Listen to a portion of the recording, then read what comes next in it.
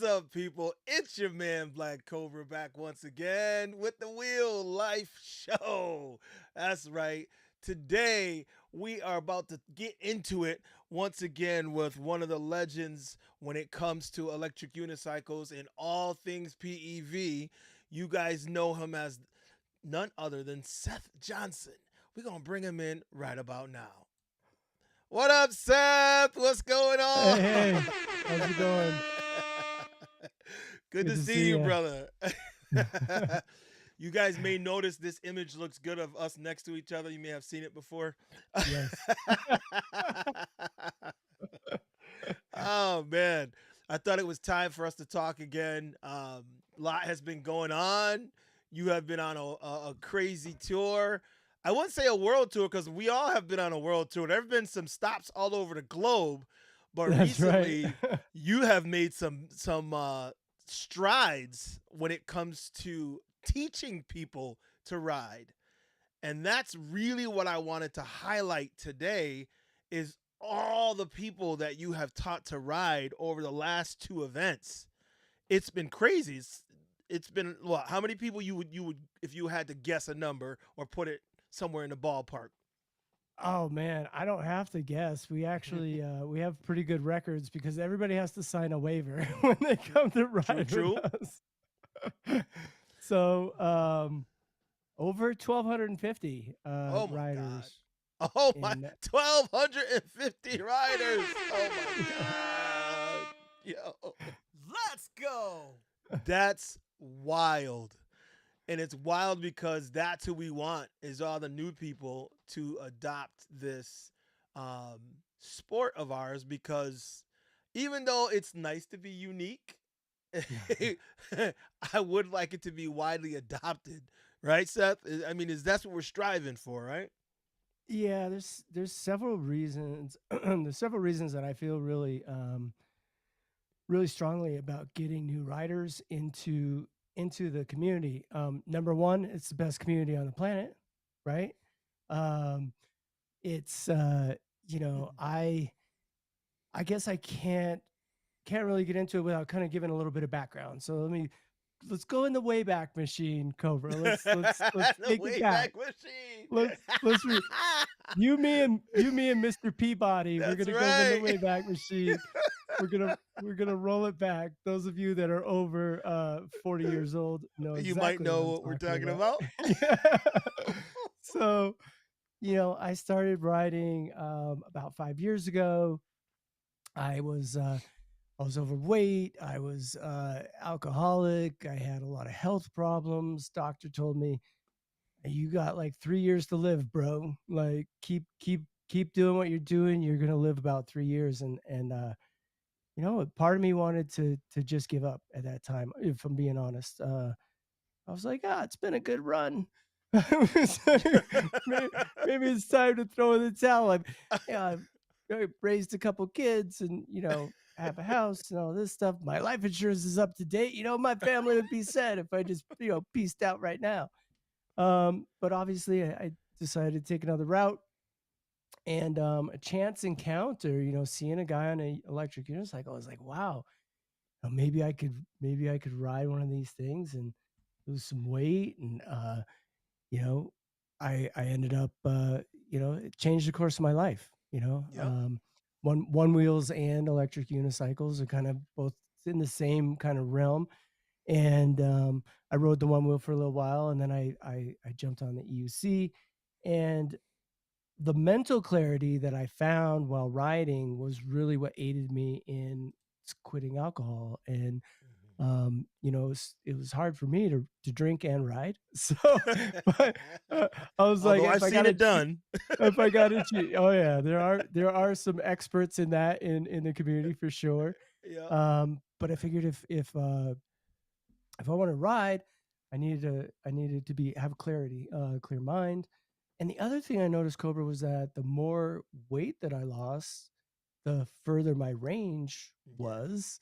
Yeah. So by quitting the alcohol, I was able to drop some of the weight. And like every probably like 5 pounds I lost, I'd gain like a couple miles in range. And this back we're going back to the days of the MSX and Yep. Yep. not huge batteries. And so I was just really, I was really, you know, the clarity of mind that I had, the positive changes that I was seeing in my life, and then I'd come home from these rides. My wife would be like, "Wow, you're in a good mood. Like, what's going on? Like, I know you're Mhm. not drinking." So, and it's just like I would have this afterglow period. I know that those of you out there that ride know what I'm talking about. It's like the ultimate cure to a bad day. You go out on a ride, and there's a scientific, you know scientific reasons for it. The dopamine that's released in your brain, the oxytocin. When we're riding on these wheels, we're in this constant, like, you've heard of, like, fight or flight. Mhm. We're in a constant fight where our brains are like, "Yo, hey, yo, you could, like, fall." Like, Yeah. I'm gonna pump up your system with all these good chemicals and all this, like, cocktail of good of good loving, so if you fall, it won't hurt so bad. And so, it was all of these things that I was like, "Man, I need to tell the world about these things. I need to go out." And I started traveling around and meeting other groups in other areas and talking to people.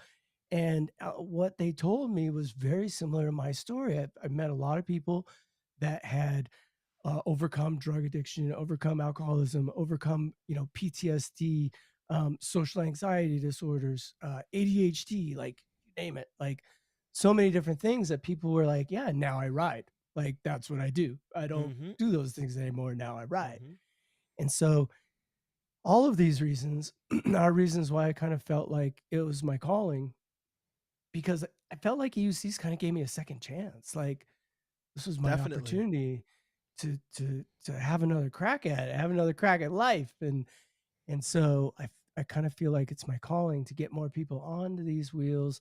And I think there's a lot of really good things that will happen for the existing community as well. The more wheels that are being sold, it's economies of scale. So the more wheels are being sold, the cheaper they'll become for everybody. Yep. Um, Yep. and so I think that's really good, and that's really important. I think another big reason why it's important to get new riders onto wheels is because you and I obviously like the racing scene, and in order to continue to have new races, more races, bigger races, we need to bring people in to this into the sport. Yep. And not everybody that jumps on an EUC is obviously going to be a racer, but there are quite a few of them that will want to kind of continue to push the limits and stuff. So I think there's a lot of reasons why it's important to get new people on wheels, and so that's kind of been the goal. One of the things that came out of this was starting the Electric Angels, which Yep. is a nonprofit that is dedicated to getting more feet on pedals. And Definitely. so Definitely. I the like the the I like the electric way you put that. More feet yes, on pedals. feet on pedals. So the Yeah. Electric Angels is the kind of supporting company for the Amped Electric Games. So when Mhm. you buy a ticket for the Amped Electric Games, you're actually making a donation towards the Electric Angels. And that is what is helping us to get out to these events and to get people on wheels. Also, big shout out to In motion. Emotion, as well as Begode, for Mhm. sponsoring Amped Electric Games, the Electric Angels, and helping us to get more feet on pedals, so to speak. Well, I definitely would like to echo exactly what you said. And I know most people in our community already know our stories, but it's Yeah, it's good for us to just continue to, tell these stories because this is what gets other people, invested, the new people, because there's some people that are just joining, that are just getting in. Some of those 1,250 people you just taught, some of them may run across this video and wonder what the entire story is. And one of the things that I noticed is you're not alone, Seth. You are yeah, definitely not alone. There are so many people that have that same story. I yep, came from a background of military and police and stress on stress on stress. And, I do chase the adrenaline to try and escape from all of the stress that I have, had in my life. And this is one of Not those you. things. Not you. This allows me to get out and get free. And I can tell how freeing it is because, all the when I'm away from it. Like I just had my hip replaced and I was down and out for months. Soon as I got back on that wheel, I'm like, if that drug feeling, like you said, it's a high that you can't live without, but it's a natural high. It's Yeah. not a chemically induced high. It's not a liquid or alcohol induced high. It's a natural high from the experience that you're having. So Yep. I definitely echo that sentiment, um, and the team that you have, and this is one crazy thing that we bring, Seth bounces around everywhere or whatever, but Seth doesn't do it alone. He has a great team with him. You know, it's like he everybody gravitates towards him because he's putting out that positive energy. You know, one thing you just Yeah. put out, Seth, that I hadn't seen before. I want to take a look at something that you put out that I haven't seen before. So before we go on, check this out. I thought, why not? Let's go to Swamp Fest. We were riding around, and they Your had a Swamp really Fest video. epic Oh yeah. where they had like dug out of the Is that? ground, and Do you then have it there on the was screen? a Yeah, tabletop it's ground, all it's and then behind us, you had to go so everybody can underground, see. underneath, and then jump back up the other side. The announcer came Swamp on Fest to was do the awesome. announcement. You guys are really It's awesome. crazy. I like it. So why don't you come over here and try I can hear it, but I can't see it. Maybe I'm not. Let me. No, you Oh, have to there it is. open up a I new see it now. browser And there's on Oh a different. yes. Of people, and they're all looking at me, and they all start chanting, "One wheel, one wheel." Oh my god. One wheel, one wheel. It wasn't a one wheel at the time. I mean, you don't argue with an angry mob, right? I just leaned forward with all my might, and the plywood just started spinning out from underneath me. I lost all my traction. I jumped and I hit the top of the tabletop and I ducked and I almost there was like a platform and I almost hit my head on, and I was like, holy cow, that was crazy. Arms just started reaching down into this pit that I was in, just pulling me up. Go do it again. Swamp Fest was wild. My body was tingling. This is so good. Adrenaline and excitement, but I knew that that's what I wanted to bring. There's that feeling. You use the right image for that feeling. Of feeling like you belong. Both of those. Maybe that's really what it comes down to. I never really had that feeling before, and then to experience it and to be there in front of all of those people and feel like that, right then that I decided, we need to put on this event. We need to get the crowd out there. We need to put these folks on electric unicycles and one wheels or any type of electric device in the spotlight.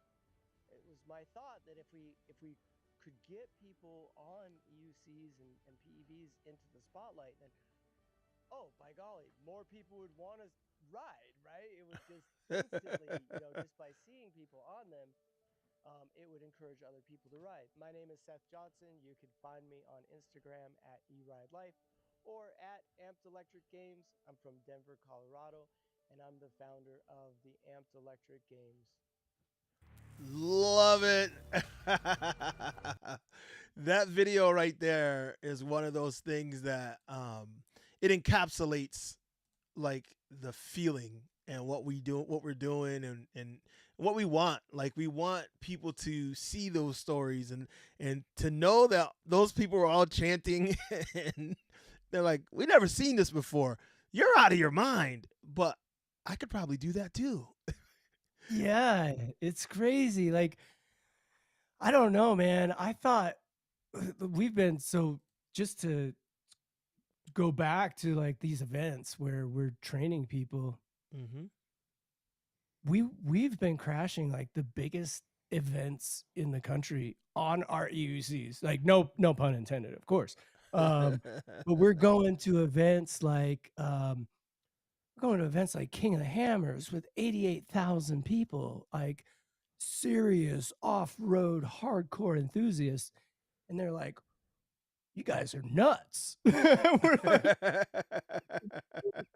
mad rocks. Like I can say this honestly, did not get one negative comment from anybody the entire time. We were there for 3 weeks, 3 weeks in the desert on EUCs. And shout out to the team. Like you mentioned, we have a team of people. I could never do any of what I do, what what we do alone. Nope. Um, Billy Brady was out there. Declan Carrant was out there. We had E-Rider A, Brett Brownlee from Canada. He was out there. We had Nikolai Atev out there from Washington, D.C. We had Manny. He came out. We had Cody Williams out there. We had Mike Leahy came out for a little while as well. Um, we had so many people. I'm trying to think, like racking my brain. We had like 12, we had like 12 people there. Um, it was crazy. And all of these guys coming out and supporting, what we're doing because we all have a similar goal. We all want to see the sport grow and we all want to help bring new people into the community. And just so I don't forget anybody, Zach Darnell was out Hmm. there as well. Cousin Josh Farah was out there. He's actually my cousin. A lot of people don't realize that. Uh, Sterling Broyles was out there. And so, all these guys. And let me tell you, we had a freaking blast. Like going at night, going through these dunes, and guys are going by on in these like dune buggies with like all Mhm. lit up neon, just like honking their horn at us, like woo. And like it was so much fun. So by Yeah. day we would train people, and then by night we would go out and ride and have fun. And so it was but it never felt like work. That's the thing about these events is, and I know you know what I'm talking Hmm. about. You get there and you're on. Like people are asking you questions, rapid fire, left, right. But you're talking about something you love. You're talking Yeah. about something you have a lot of passion for. And Hmm. so it makes it a lot easier to go out and put in these long days and sometimes nights at these events because you just love it so much. And you're also kind of living vicariously through these folks that are just learning for the first time.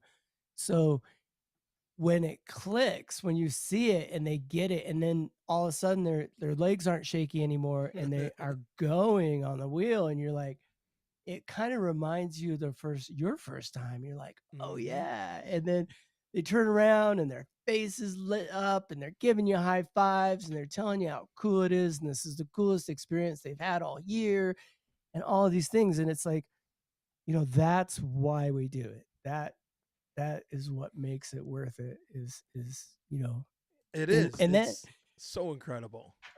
and then going from there to Arizona Bike Week. And we've got we've got like bikers with leather jackets and like patches and like really like hardcore guys they go by us and they go, What's you that? guys are you guys are badass. Like, what? Like, I saw one of the guys that you were teaching, one of the clips that you posted, and it looked like he had taken his jacket off because he had like a t-shirt, and I was like, he got a biker jacket like right over on the table over there, yeah. and he's learning to ride. I was like, what? Um, It, so real quick, Unicycle Dale, I see your comment now. I'm sorry about that, everybody. I had the video playing in the background, and I guess I didn't have the sound up for you. I could hear it clearly, but it wasn't up loud enough for you. So next thing I play, I'll be sure to turn the sound up. Thanks, Dale. Appreciate that. But yeah, and yeah, we'll throw go ahead. we'll throw the link down in the description and then people can go and Yeah, watch the video too. yeah, yeah. So just in case you didn't notice, that was on the Amped Electric Games YouTube channel, and it's also on the erideLife channel. You can see it there as well. Um, so there's plenty of clips between Amped Electric Games, erideLife. I put a lot on my channel, and then my Wheel Life Rally channel. Oh, and as a matter of fact, now that I mention that. Wheel Life Rally has a YouTube channel also, and I wasn't doing a whole lot on it. We only have 35 people subs, so if you guys would do me a favor, go over to Wheel Life Rally also on YouTube and sub there because our event is coming up in August. Also, this year is going to be an amazing year of events. You've already set it off, Seth. Like you said, you've reached the king of the hammers in Arizona Bike Week. These are not PEV events. These are not electric unicycle events. These are They not are events. now. They are Right, now. right. These were not events where people were like, "Oh, I want to see one of those things." No, they weren't. And to know that you have now brought us into that is what we want. Because I don't know about you guys, but everywhere I go, I want to bring my damn wheel. Like, Yeah. like I can't go anywhere and not think my wheel would be nice here. My wife and my kids are like, really? I'm like, yeah, really. I Like, definitely get withdrawals. Yeah, you yes, go away for the weekend. You're like, oh man, what is this walking thing? This sucks. it's so pedestrian. Pun intended. Let me tell you, this is how bad it is. I recently had my retirement party indoor in a hall, and I told my wife, "Hey, when you come, grab the little wheel, the A2. I want I want to ride it around." She's like, "I'm not bringing that."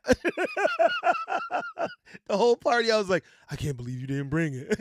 It's part of your identity now. I mean, Yes. it's just a piece of you. And I tried to explain that to people, and they don't understand it. And I said, "You know what? You know when you'll understand when you learn to ride." That's right. That's right. As soon as you learn to ride, if you tell me something negative, then I'll listen. But until you get on a wheel and really learn, you can't explain anything to me because you don't know the simple freedom of flight. You don't Yep. know how it feels to soar through the air and still be on the ground, but not feel like it. Yeah. Like, it, Effortlessly. it truly feels like a superhero moment. Yeah. If you've ever looked for that moment, well, these wheels give you that daily. You know, I Mm. have noticed, Seth, that I'm realizing and recognizing and suffering from the bad weather in in New England where I live here. It's hurting me more now that I have time to ride, but not good weather. That's Yeah. the hardest part for me. That's why I So moved these, to Colorado. Go. yeah, don't you said don't? I said that's why I moved to Oh, Colorado. that's why you moved It's to Colorado. yeah, Yeah, 300 days of sunshine a year. Like, I mean, you we know, had like a 60-day, 60-degree weather in like January, and it was wow. crazy. Yeah, You know what's funny is when I think of Colorado, I think of the snow-capped mountains, and I think of that part of Colorado. I don't think yeah. of The the hot snow's up part. there. The snow's not down here. Snow's up there. I live on the Front Range, like near Denver. So we drive up to the snow. Yeah, yeah. Well, I guess that's why I would. I don't know something about. But I'm looking at moving. I don't. We can't do it right away, but I'm definitely looking at moving because I want to ride every day, and I can't. San Diego, baby. That's the spot. San Diego is Well, amazing. I also need a place where tax wise it works for me. So Not California, then. no, no, I need somewhere. Florida's always the go to because they don't take taxes out of your retirement. But I need a different state. Maybe Texas. There's not a whole lot in Texas. Maybe I'll bring it to Texas. We could do an event in Texas. There you go. You might want to visit first Yeah. before you go Well, I've there. been there a few times, Okay. and it's super hot. But a lot of people are mentioning that, so I'm like, we'll see, we'll see. Shouts out to those in the chat that I didn't get a chance to say what's up to. Wheelie Brady in the house. What's up, Wheelie Brady? Of course, Yoro. a Yoro's in premier the member of the house. team. Yeah, Spartacus. Shouts out to Spartacus. Of course, Electric Unicycle. He's always the first in there. EUC Lucifer in the house. Pacific Northwest 360. Not sure who that is, but what's up? He said, awesome Mm. watching while I get paid by Washington state taxpayers. Oh. Okay, we're not going to say where you work. We're not going to blow you up like that. Curtis 8892, what's up? And of course, you already mentioned him. Euro's in the house. He jumps in. My EUC journey. What's up, brother? Another positive brother. A Viking. Good to see you. Sterling, what's up, man? Texas has a lot of Texas too. A lot of Texas. riders. I think that's what he's meaning. A lot of Or taxes, he taxes. says. Sorry, Yeah. taxes. Yeah. Texas has a lot of taxes too. Okay. Yeah, but I don't think they take taxes out of retirement from when I move from other states. But we'll see. I'm looking at it. I'm looking at it. That's for sure. But I think yeah, we're talking about events, Cobra. I want to yeah, take it back. Let's take it back to King of the Hammers for just a moment. go for it. So this is Ultra 4 racing. This is like the biggest Jeep. I don't know if you even can call it Jeeps. They've got like Can-Ams and like all kinds of like high performance trucks. And Mm-hmm. they go out there into the middle of the desert and they race these things like across the desert for like 13-hour races. These are like marathons. This is crazy off-road desert racing. And they invited us out to stage an event, and that was to stage a race out there. Mm-hmm. And through that process of going out there, staging the race, I said Ultra 4, four wheels, Mm-hmm. Ultra 1, baby. Ultra 1, one wheel, electric unicycles. We're now kind of under the umbrella of Ultra 4, which kind of means that we're pretty much having in on any Ultra 4 events across the country. We'll bring Mm. out the Ultra 4 race, bring out the Ultra 1s, and stage races. So I think this is really going to open up a lot of avenues for us as far as the race scene goes. Making these inroads into other race events that are already, existing race events like Ultra 4. Shout out to Zach Darnell for Mm-hmm. winning the Ultra 1 race out there. He And absolutely every killed other it. race, Zach has been winning like ridiculously. That's right. That's China. right. Yep. And you can see any of these races on the Amped Electric Games channel. Mm-hmm. We've got the qualifications up there. We've got the finals up there.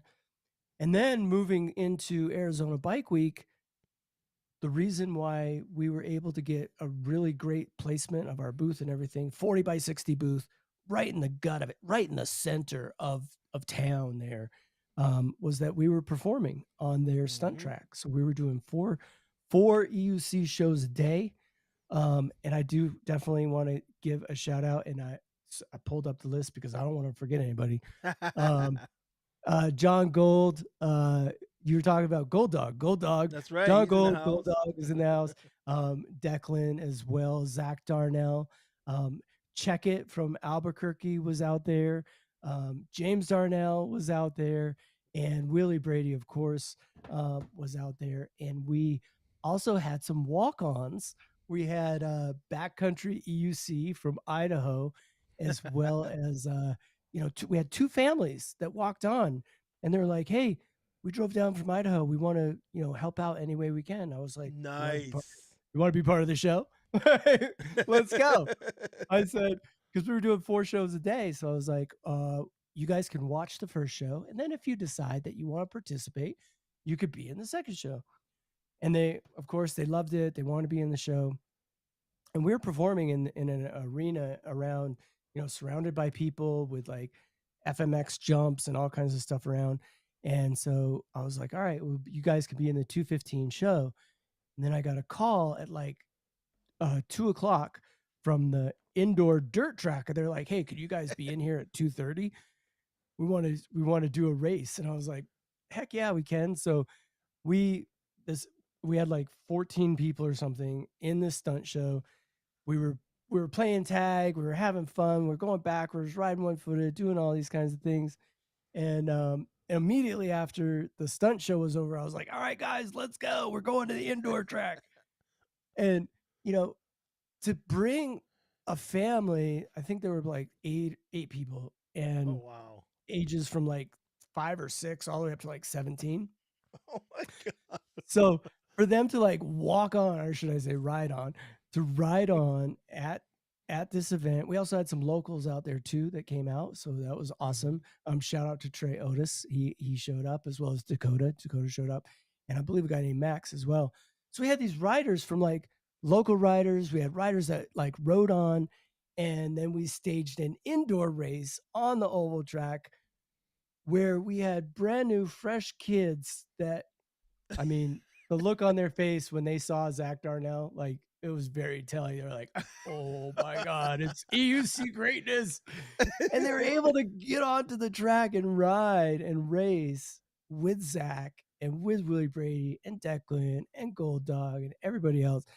It was really a surreal moment. And I had a few minutes after the race to talk to Denton, Backcountry 8 EUC, about the experience. And I told him, I said, man, the memories that we're making with the crowd, with the participants, with the people learning to ride, that's what this is all about. Like, Mhm. Lord knows we're not making any money doing it. So No, no. there's gotta Yo, be another reason, right? you know what? You know what? You just touched on something that I want to touch on, and I want you guys to understand something. And because I know people think this, people think that Seth has made $1 million with Amped Electric Games and doing all these things that we're doing. And as a promoter of an event, I can tell you personally, it hurts. These events hurt. And it hurts the pocket deep because it is not something that you make money on. And Seth Yeah. he's dug deep. Like he said, these wheels have saved his life. So he felt the need to talk to his wife, dig deep, take their money, and put it into these events. And he did just Yeah. that. He put the money up so that we could do all the things that we've done around the country with Amped and try to make this global for us. And that was the idea of it. But make no mistake, he's not making any money. And I want you guys to understand that because I don't think it's really clear to people because they see, especially you, Seth, because they see your face a lot and they see us around doing this and that. And I know you guys think that, but trust me, it is not.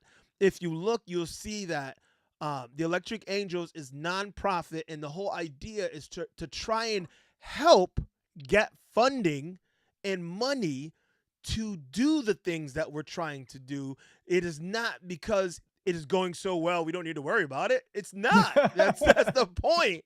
Is that there's a nonprofit to try and help make it better, and now through erideLife, Seth has brokered deals to be able to sell wheels as well. But all of these things are efforts to try to make money to continue to do what we love to do, and that's ride and bring the riding to people. We want to bring it to 100%. people around the world, and we can't do that because it all costs money. And it's super hard, and I'm stressing it for Seth because he has literally dug in his pocket, dug in his bank account, under the mattresses. Like Yeah. he has Under the given. car seat, Yeah, in the back seat, in the trunk, in the he garage he on the floor. I he. swept it all up. I found a few Yeah, coins. and I want people to know that. So don't Yeah, I think appreciate that. that, Cobra. Yeah, Yeah. no, I want you because I don't think anyone sees it, anyone feels it or knows it, and it's not easy for us to do. I catch the one thing he has is support, and that makes it possible because Amy. Shouts out to Amy, E-Ride wife. Amy, I got to give you a big shout out because E-Ride wife is just amazing. She gets the mad shout. Yes. And the applause. Yes. Cobra, Double applause. look what I brought. I, Look what I, I heard it. I was like, oh, he brought his too. Listen, I want to say that because um without Amy and his kids as well, without And the the support, team, yeah, Cobra, and the and team, you, of course, of you, course. Listen, and dude, everybody, yeah, everybody that we bought a come ticket to together, Amped. to back this idea of Amped. Yeah, yeah, yeah, yeah. It's an idea. It's a belief that everyone needs to feel this feeling because it's irreplaceable and it's something that you can't get from everything, especially things that are, not detrimental to you. Yeah, you can get those Yeah. feelings from drugs and alcohol and all kinds of crazy stuff, but this is legal. It's non-detrimental, and it is so freeing that the feeling has to be, it can't be really described. We can tell you, I can give you all these Yeah. words, but I can't really describe it because it is so like moving. And Yeah. yeah, okay, we're on a wheel, we're moving, I get it, but Ah! but it's moving, and we want to bring it to you, and I just want people to understand that. Do everything you can to help out at these events. When there's raffles, bring the raffles. When there's, we need help and we're looking for volunteers, please volunteer, because it is very hard. I do it on a smaller scale here with the Wheel Life Rally, and if I had hair, I would be pulling it out because it's so difficult to do the event. It's so, and then Amp is such a larger event, and then all these other events now that you've jumped into, I King of think the it's probably Hammers and just as Bike hard. Week. I think Cobra, Yeah, I think to put on Real Life Rally is probably just as hard as Amped or anything else. Like a lot of people don't realize like what goes on behind the scenes to make these happen. Like as soon as one Real Life Rally is over, you're beginning to plan the next one. Like you're figuring out what went well, figuring out what yep. went wrong. Where did you overbuy stuff? Where did you underbuy stuff? How can you make it better for the future? And then, it's like being a solo guy like yourself, like you've got to be you're gonna wear so many hats. Like you're the marketer, you're the graphic designer, you're the website editor, you're like all of these things, the official, the greeter at the door, like Yep. all of these you have to do in all these things. So yeah, it really helps when you have volunteers, you have people that are dedicated. And I'd love to take an opportunity to call out somebody here. I can't say enough good things about Chris Brady, Willie Brady. Um, Wheelie ever Brady. since ever since the first Amped, he showed up and he was with NY Tarzan and Jules from New York. Brady's from Jersey, and he's like, he came Jers. up, he came up to me. He's like, "What do you want me to do?" And I was like, "I don't know. I'm freaking out. People are coming." And he's like, "Do you need me to like rig up over there, do this, or how can I help?" And so Brady has been somebody who's been there. There's been a lot of people that have really supported AMP through the years. This is our fourth year. Hmm. You remember? Hmm. This is our fourth year, and Exciting. having Brady come out consistently at Hmm. every single event, whether he had to drive across the country or drive across town or wherever it was. Um, Hmm. he's been somebody that's been there. He's been solid, and he's the type of guy that is super trustworthy and super dedicated, and he's a really good friend as well. And so, a huge shout out to Brady. Um, you guys have probably been seeing a lot of the content that's been coming out on the Amped Electric Games channel lately. That's Brady. He's been helping Hmm. out, going through past footage, and getting reels out, and going out to these events. And Brady is a lot like me. Like we never seem to get tired until we're completely exhausted and just fall over. Kind of thing. It's like, what do we need to do? Like we'll be laying there in the RV, and we'll start to hear the tents whipping around outside, and he's up before I am to go out and check the tents to make sure they're not blowing away in the wind. So, huge shout out to Brady. Shout out to you too, Cobra, for being Appreciate there that. and sticking with Amped Electric Games, and supporting us and giving us shout outs and being an awesome co-host at these events and bringing that energy that we need. Always. Bringing Got out to. the positivity, and all of these things. I just it's a labor of love. I do think that in the future, through our efforts, we're already seeing like more events pop up. You've got TEF1 that's popped up. You've got the Yeah. Electric Racing League that's popping Electrified up. Race League. Yeah. Yeah, it's like all of these other events are popping up, and I think that we have something I think is going to be tough for a lot of these guys to replicate, or a lot of these events to replicate, and that's the off road. Mm-hmm. challenges that we've been able to Yes. do through Mm-hmm. like Ultra One racing with King of the Hammers, as well as Amped Electric Games and the Thunderdome. Mm-hmm. Um, those of you that have not experienced the Thunderdome yet, it is Bentonville's finest dual slalom, might be the finest dual slalom race of venue in the country. I don't know because Mm-hmm. I haven't gone to a lot of them, but they have, Bentonville's opened their arms to us to have this Amped Electric Games there. This year it's scheduled for the 3rd through the 5th. Tickets on sale now. A little shameless plug there. Say that again. What's the dates? What's the dates of Amped Electric Games this year? October 3rd to the 5th. Tickets are available now. Oh yeah. Tickets.ampselectricgames.com.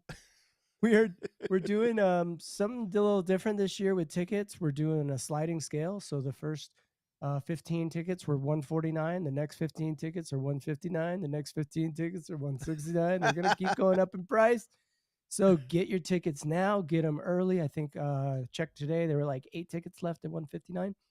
And so please buy those tickets. And Yeah. just like with your event, Cobra, with Wheel Life the Rally. way, That's another one that the off yeah, road you can't you and that's the one thing like you said it's hard to offer this type of riding and it's hard to know what it's like until you do it because yep, I've had some of the craziest racers get there and one of my prime examples he doesn't ride anymore I don't see him too much anymore is Wheezy from New York. yeah, He showed up at the first year of Wheel Life Rally on a Monster Pro and I said, dude, I don't think that wheel is really made for this off road. Nah, I got this. I'm like, all right.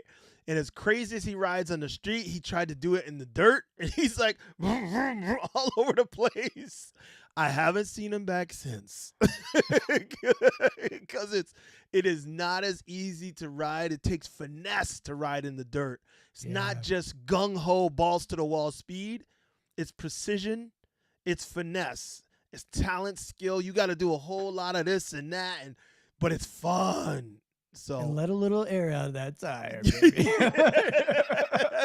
Uh, yes. as long as it's not rocky like it was at King of the Hammers, you can get Oh yeah, away with that's letting a dangerous. little Yeah. air out of the tire, and just like when you're driving a car on the beach, that it flattens the tire a bit, gives you a little bit more traction, and you're able to get out. But I did want to mention that buying some people are like, oh, wait until the last minute buy these tickets.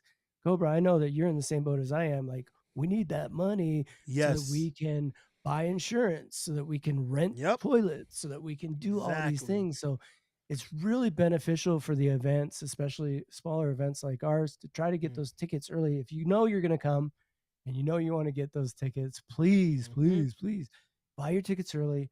It allows us to, there's a lot of costs that go into these events, insurance, the venue rental Oh. alone. And so for us to put on these events, we're having to pull money out of our pockets and out of the seat cushions of the couch and things like that to make the events happen. And furthermore, it gives us a better idea of how many people to expect when we have ticket Yes. sales up front. That's why Yep. we did kind of this sliding ticket scale this year, was that we would hopefully have a better idea, like, do we need to buy enough s'mores for 50 people, or do we need to get s'mores for 150 people? Do we need to buy tents and chairs and table spaces, or do we need to get another food truck to add a food truck? Because one food truck will do about 100 people. And so, Yep. we get one food truck and 200 people show up, and then you're going to have, 100 hungry people. Yep. So it's You have really to do like beneficial. run out and get food to cover all that. Yep. Yep. Super beneficial for us if you know you're going to make these events. And please, please, please, um, get those tickets early. And then the last thing I'll say is that we have actually had a couple people that bought tickets to donate this year. So if That's there great. are, if you aren't going to be able to make it to the event, but you do want to support the events, that's a great way to do it. It helps somebody who possibly can't afford a ticket to get a ticket, and it also helps the event out by selling additional tickets. So we're going to be doing a drawing here pretty soon. We actually have a couple tickets for veterans Nice. that a veteran donated. So we're going to be putting those up for a drawing. Um, And so stay tuned for that. That will be details for that will be released very, very soon. And if you are in a position that you would like to make a donation or to buy an extra ticket, please, please, please, that would be awesome. It really helps us out to make these events possible. And if we don't get the support and we can't make the events happen, we're not going to have the events in the future. So That's right. super beneficial for us. We really And appreciate and it. I don't think people understand how close it is. Yeah. Again, people, and I know it may seem like I'm stressing this, people, but I am, because I feel like people like Seth and I, we never talk about money. We're always trying to push the fun and get people riding and get people do. We want people to jump in. We want you to feel what we feel. So when you're around Yeah. us, we're like always happy and enjoying it and trying to spread it. But this is the part that y'all don't see when we're behind the Yeah. scenes and we're like stressing about, okay, I can't cover this. Like, how am I going to cover this? And it's definitely painful. So, like you said, and like I put in the chat, if you can go to wheelliferally.com to buy tickets for the rally. And right now, the tickets for the rally this year are $100. I'm thinking about not doing a sliding scale like Seth was doing for Amped, but maybe doing if you buy them early $90. I haven't made that adjustment because the last few years has dug in my pocket so deep that I don't know if I can do that this year. But also go to ampedelectricgames.com to buy your tickets now. Like you said, sliding scale. So make sure you do it sooner rather than later, and it'll be beneficial to you and it'll be beneficial to us. So um, be sure to do that for us. But I wanted to say what's up to Roger. Roger's in the house. Roger, Roger, Roger. Roger, prolific racer in the Yes, scene. he's another one Yep. that's always on a podium somewhere. Mm-hmm. That's right. Roger, not just a crazy racer, but wonderful engineer when it comes to these wheels. He's always behind the scenes trying to help somebody fix something. He's if you got something going on, something wrong, reach out because Roger will be. He's the first to be like, "Well, try this. You could try that." He might have a smart ass remark for you, but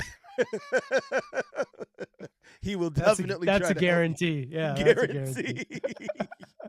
Yeah, Roger does has the craziest sense of humor.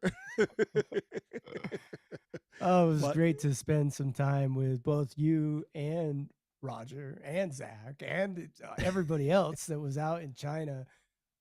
That trip was, I was about to say it's a once in a lifetime trip, but Cobra, I've got some news. I can't quite you share it. I can't quite share it yet, but there is some news on some additional international races that are coming up in the future.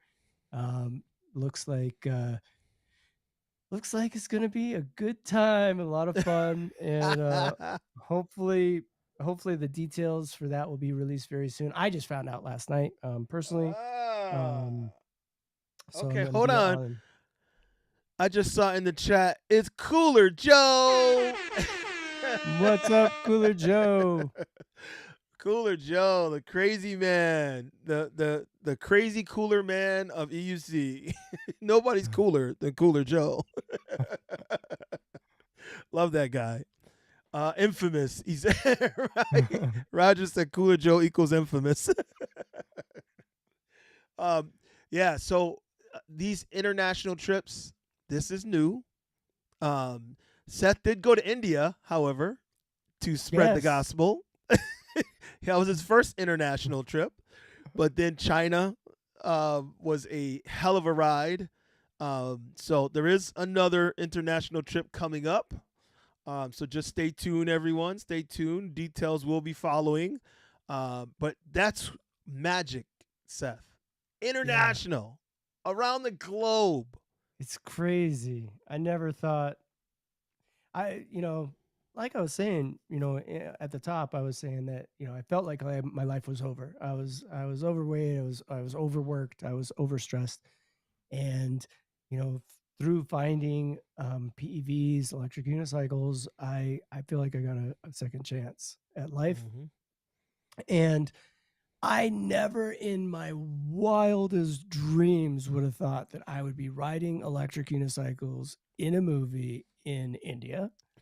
Um, like what the, What do you it was mean? a You didn't see it, that? it was I mean, in my mind, I thought it ahead of time. I was like, it wouldn't be awesome to be in a movie on an EUC. Like I may have willed that entire experience into existence. I don't know because I manifested that happening. I know I did because it was a dream of mine to be in a movie on an EUC, and then to go from India to Thailand and to meet all of the folks in Thailand because we were already on the other side of the world. Law Hmm. Laxina and I, he was the main stunt person in the movie. Shouts out to Law Laxina. Shouts out to Law. I was just the lowly EUC coach with the blue sweater in the movie. But most of all, I was there in case Law got food sickness and they needed somebody else to ride. so, but so Law was like, "Hey, I know Bao Sprite. I think he was like living in Vegas. He's like, I know him. He's from Thailand. Let's hook up with some people in Thailand." And so we went from India to Thailand, and the people there were so gracious. They were like, "We're going on an EUC safari. Would you like to join us?" And we're like, "Heck yeah!" They're like, the buses will be here at 6 a.m. Show up tomorrow." And Cobra, it was crazy. We showed up there. They gave us wheels. They bought food. They put us up in hotels. They took us on these safaris. We saw elephants. We saw rice fields. We had fresh roasted coffee on this at this temple site on the side of a mountain in the northern Thailand. Like the Jesus. people were so friendly and they wouldn't let us like pay for anything or anything. Finally, I was able to like sneak some money in to buy a lunch for the group one day. But other than that, it was like, no, no, no, you're our guest. You're our guest. Wow. It was amazing. And then we went on like a 5 day safari in northern Thailand. And then I came back down to Bangkok and I was riding around Bangkok and I met this guy, Timo, a French guy, and he's like, "What are you gonna do next?" And I was like, "I don't know. Probably have to go home. My wife is calling me." And he's like, "Well, you shouldn't go home before you come down and visit the islands." And I was like, "Oh, they're the islands. Okay, let's go." I'm thinking like, what is this like Tell me Epstein's more. Island or something? He's like, because he said, he's like, "You've got to come to my island." I was like, "Your island? Okay." He's like, "Well, it's not my island. It's Kopangan. It's where they have like the moon parties and stuff down there." So I Okay. was able to, I rented, they gave a unicycle wheel V in Bangkok was like, I actually I talked to Bigo and I was like, "Hey, can anybody help me out? I need a wheel." And they're like, "Go talk to V Unicycle Wheel. He's a Bigo dealer and he'll set you up." So I contacted him and I was like, "Hey, I need a wheel." And he's like, "Oh, just come by the shop and take any wheel you want." And I was like, Okay. "All right." And so I was like, I'm leaving it early in the morning and you're not going to be there." And he's like, "Don't worry, just go by the shop." And I went by the shop and they had like 9 wheels on the porch. The shop was closed. Like 9 wheels just laid out there, like take whatever you Pick a wanted wheel. to pick a wheel. I was That's like, this is crazy. crazy. Like, I guess crime is not a real big problem in Bangkok and they just I put guess their wheels not. out. So I Oh took a my god. wheel and I ended up taking I was like planes, trains, and automobiles, Cobra, across Thailand to go planes, trains, automobiles, and a ferry uh, across Thailand, across the ocean to this island, this little speck of rock in the middle of the ocean, and with my wheel and my backpack, and I just took that thing everywhere, and ended up hooking up with this guy Timo. Him and his girlfriend, they put me up, and they were like, they had an Airbnb that they had just refurbished. It was all brand new, and they're like, "Here's the keys. You can have the Airbnb for the entire week, however long you want it. You want to stay 2 weeks? We don't care." And so it's the vibe, like people that ride when you go to these international places or people come to see you, it's like it's this brotherhood. It's like, oh, Mm-hmm. you ride EUCs, you're cool. Whatever you need, like Right, right. we take care of each other. And that's And what I so love. it was just amazing. I mean, just the people I've met, the communities I visited, this not even to mention all the places across the country I've ridden with people. It's just it's unlike anything else that I've ever any hobby I've ever been involved with, and I've been involved with a lot of hobbies in my life. Um, it's not like anything else I've ever experienced that, that people are just so open and so kind and so loving and accepting and inclusive. And I mean, I could go on and on and on. But yeah, Yeah, that these that's are the really reasons. a Yeah. crazy feeling. It really is. I feel that same way no matter where we go, especially if we go to one of the cities where it's someone that we really really know.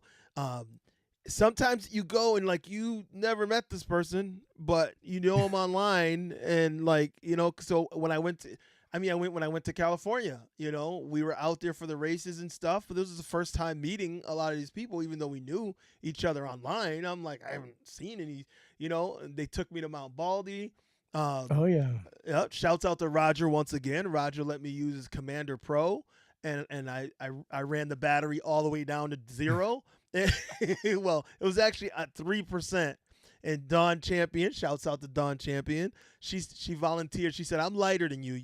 I'll ride that one back the last mile. You can ride my wheel back." And I said, "Thank you," because I literally rode. We rode for hours up Mount Baldy into the wind, which was crazy. I almost got blown off the mountain. But anyway, it was it was great because to be out there in this community, like you said, that's what made it was like magical because I was like, he's like, here's a wheel for you. I'm like, Yeah, thank you yeah. very much. I appreciate that. And I feel the same way. I Yeah. like here at the rally, we had an Australian guy he was hitting me up in the chat. He's like, "Hey, I want to come, but I don't have a wheel." And I said, "I got a wheel you can ride." So I never met this dude. He was from Australia. He's like, he showed up. I'm like, here's the Sherman S. Go crazy. So he's like, "Really, dude?" And he rode it. Like, he really rode the hell out my wheel too. He was trying to sneak into races. I'm like, "No, you ain't racing, dude. You're a spectator. You ain't racing." He It's was so funny. trying. Yeah, Such but a we had small fun. community too, because he knew Brad from ERL in Perth that I Hmm. was talking to, and so it was like everybody knows everybody else. And you mentioned Dawn. I do want to say I Yes. saw that she was at Electrify Race League. Oh my god! I was like, It blew my what? mind. It blew my She's up. mind. She's out. Like it's so awesome. It truly had to be a miracle that she is able to walk and talk and I all can't these believe things. it. So I'm really happy. Like my heart is like, oh my god, like breathe Yes. a sigh of relief because it Yeah. felt really touch and go. There was that period of time when nobody had any contact and we didn't know what was Yep. going on. And it was like your mind kind of goes like, what's It happening? does. Like you don't know. And so I was really excited that she's back and she's going to be hopefully riding again soon Yeah. and Well, it's just a miracle. just keep in mind though, people, on that note, keep sending your positive thoughts and prayers out to Dawn because she's we saw her in out at the race, but she's still got a long road to recovery. Yeah. She has multiple injuries, like Yep. both Yep. shoulders. Like there's a litany of injuries that she's already Mm. overcome some, and she's still overcoming. So continue the positive thoughts and the prayers for Dawn Champion. I was appreciative of all of the money that everyone sent. That was crazy, but the positive thoughts and prayers, and just keep the good vibes going because she's going to need it. It's a long road to recovery. I think her being out at that event was part of her recovery. I think she went because she needed to feel the energy of our community. So I'm glad she was there. So shouts out to Don Champion. We For love you, sure. Don. Definitely.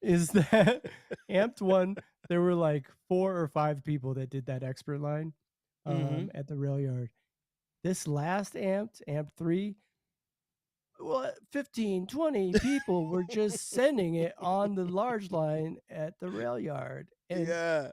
when you roll up to it, it says, please do not attempt this jump line unless you can clear distances of 16 feet or more. Mm-hmm. so, so I mean, these are good sized jumps, and um, so for us to be able to see the sport evolve from when there were only a handful of people in the country that were Mm-hmm. attempting jumps like this to now, I mean, you've got EUC Nathan.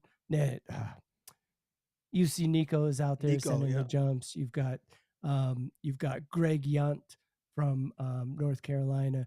You've got his name escapes me now. Rides the Blitz. Ah, this It'll whole come crew. to you. It'll come to me. It'll come to Yeah. me. Um, that whole area, North Carolina, Tennessee. Um, with all gas, EUC all gas, no brakes. Why are these names escaping me? Ken Harmon, Ken, and yes. yeah, all these guys are coming out, and gals, and Yeah, hitting these jumps. there's It's so it's many just awesome. people. It's nuts. I want to say shouts out to Linda, Lady Rider. She's in the chat right now. Linda's from my area. Shouts out to Linda. And she drove from here in Massachusetts all the way to Amped, and she brought That's all of our right. wheels the last couple times. Shouts out to her. Although she's not doing that this time, so I got to figure out how to get my wheel Mm. there this time. But She's shouts out another to one, Linda. Cobra. She's another one. Like Yeah. there are people in this community that are so selfless and do for others Yep. without regard to themselves, because they want to see the event succeed. They want to see more people being brought into the events. I couldn't continue to do what I've done for so long without the not only just the support but the energy from these Mm-hmm. people, because they see what we're doing and they're like, how can I help? How can I chip in? What can I do to make your load easier, to make your life easier? And she's another one, and we Yeah. really appreciate Linda. She actually hit me up on Facebook today or yesterday, and she's like, when is the next event? Are you guys going to be on the East Coast anytime soon? And Cobra, I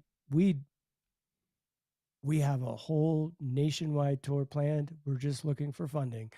Yep. We want our goal with the Electric Angels and with Amped Electric Games is to get out to these events that have 100,000 or more Mm-hmm. people.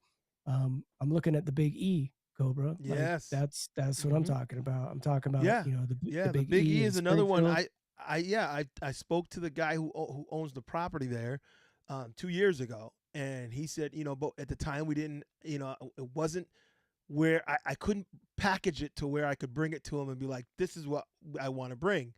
But it would be another good thing. Eastern States Exposition is huge in this area, so it would be wonderful to get into there and bring the Yep. whole amped team with the airbag and the jumps and everything. It would be amazing.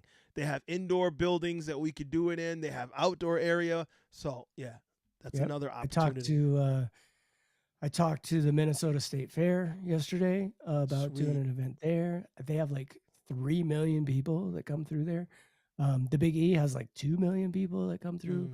Mm-hmm. I talked to the Colorado State Fair. Like all of these events are like, this is awesome. We would love to have you. Here's what we can do for you. It's just a matter of funding at this point. And so, we are constantly searching for brands that align with what we're doing, because these events, King of the Hammers and AZ Bike Week, our booth had a line a lot of the time. People were waiting.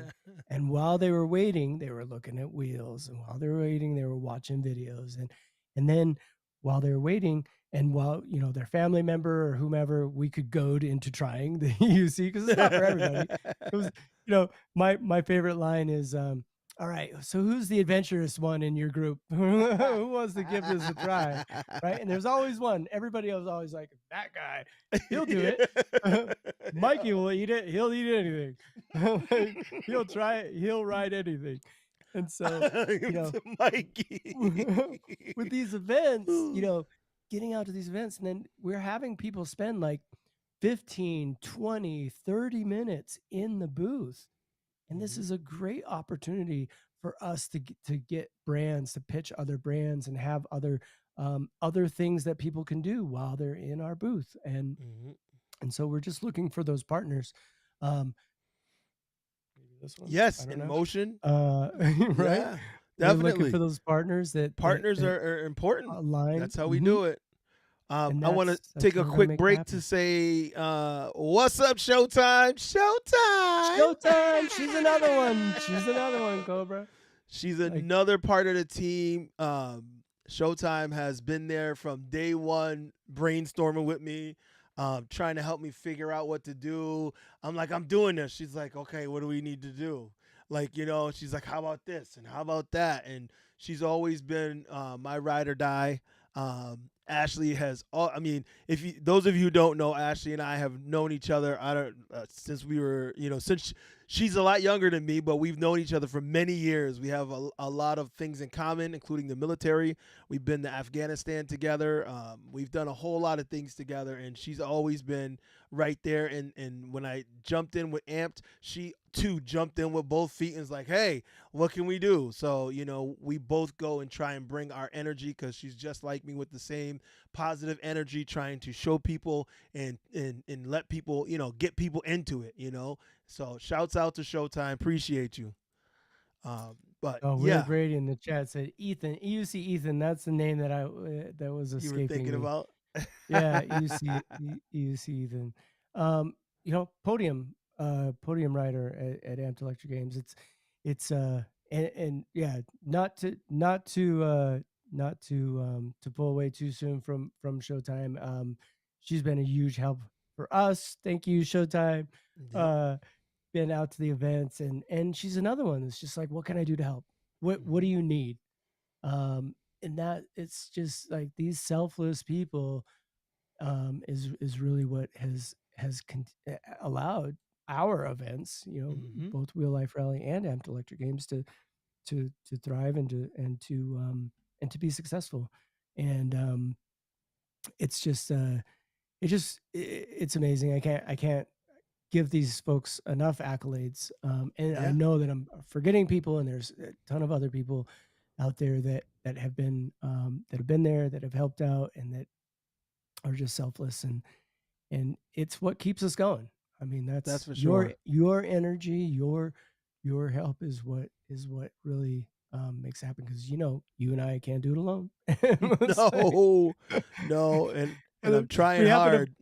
we happen to find people that are as crazy as we are, that are like, wow, let's oh, you've never put on an event before, let's do it. Yeah. Like, I'm trying hard to include more people on this. I have a team I'm trying to add to the Wheel Life Rally Council. So shouts out to Brian from One Stop Board Shop, Colin Chandler, Andrew Tan, of course Showtime. And we try to meet and brainstorm and come up with other ideas. And I have other people that are trying to help out in the area, Linda, and I'm gonna try and incorporate more people because like Seth said, we can't do it alone. And yeah. even though we try to, because we're like, oh my god, what about this? I need to do this. I need to do this. I need to do this. But when we have more hands to help, it goes a lot better, and we can do a lot more. So striving to lean on that a little bit more from now on. I forget it a lot, and I need to lean on it a little bit more. So to make sure that I don't burn out. So but yeah. So Seth, what else are you ready to share anything else, or are you gonna wait until more funding's available to share the other things that you want to do? Any other events or anything you want to mention at this time? Yeah. So, with this nationwide tour that we want to do, part of that is to get in front of riders, to get in front of new riders, get new riders on board. But the other part of that is to go out and meet with the community and ride with the Yeah. community in each of these areas, and try to bring some positive some positive energy, some positive press, some positive spin. I'd love to do things like schedule like riverbed cleanups or roadside Oh cleanups yeah. and things like this. Like Yep. anything that we can do as EUC riders, and I encourage anybody that's in a local community out there, the more positive that we can do in our communities, the better we'll be perceived by the public, the more love and support we'll get from them. So I would just encourage anybody out there that there's a lot of things that you could do. We've um, amped dig days at the bike parks Mm-hmm. and the trails, like helping with maintenance, like We did that. that. Yeah. It goes a long It. way Yeah. It really does. to making those inroads with the communities and with the mountain bikers. Amped Electric Games is really big on maintaining those good relationships with those anywhere that we go.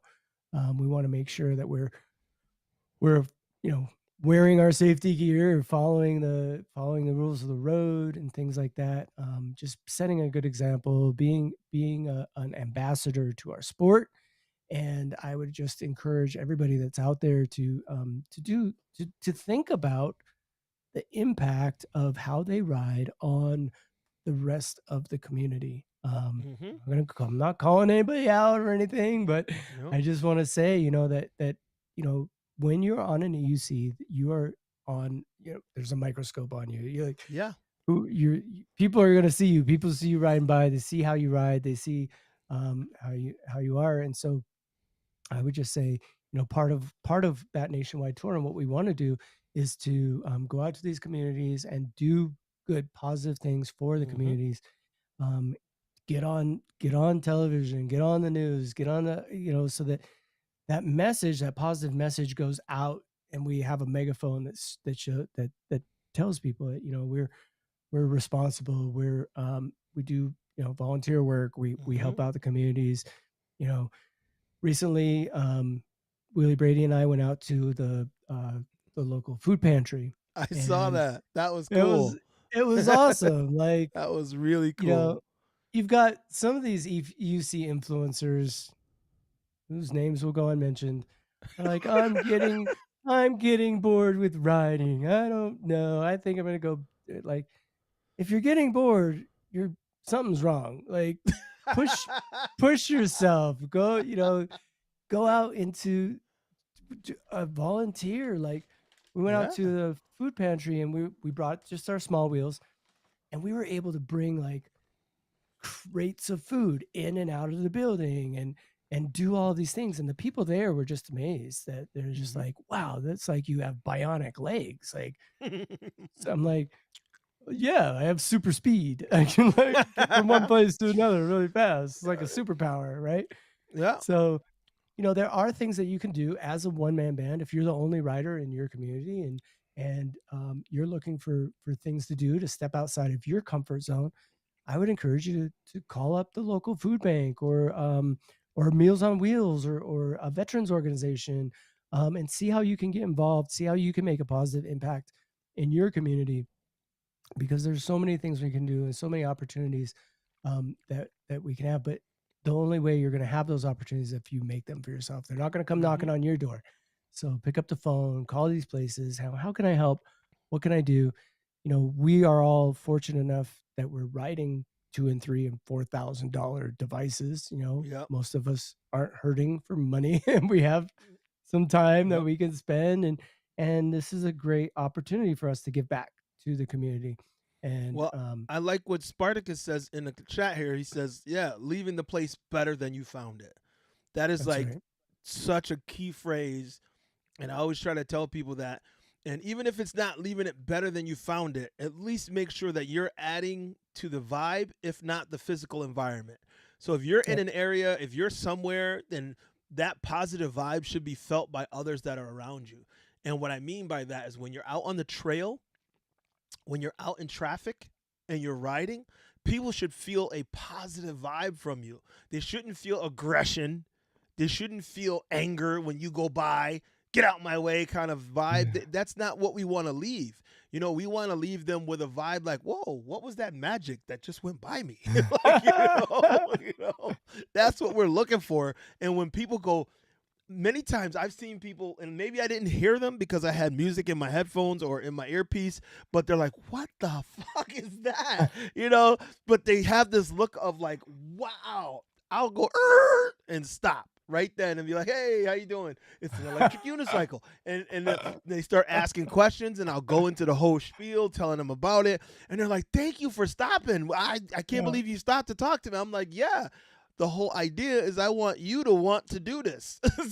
Yeah. I Yeah. want the vibe to be spread. So we all need to be that. And I tell people, my phrase is we're all good wheel ambassadors.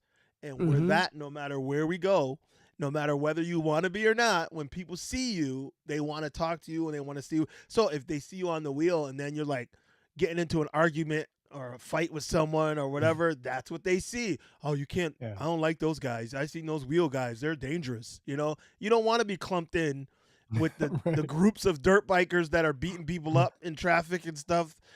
There's been some crazy stuff happening, and we don't want to be associated with that. So be friendly. Be a goodwill ambassador where you're out there. Please, everybody. Yeah. And when we're whether we're on the road or on the trail, like we're yielding to other people. Hmm. I mean, that's just when they've got that when you go on the trails, they have that triangle. It's like horses, people, bikes. Then Yeah. then Uzis after that.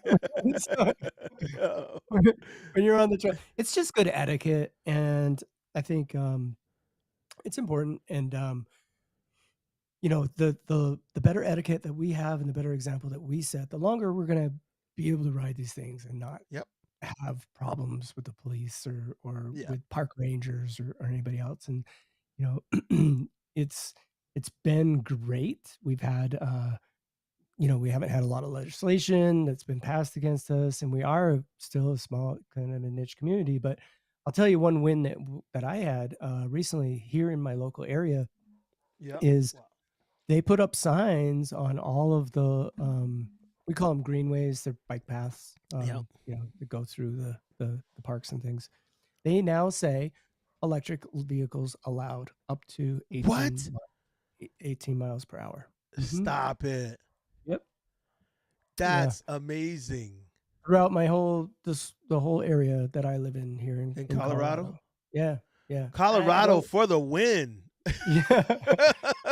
What? It's I awesome. like it. Yeah. Yeah.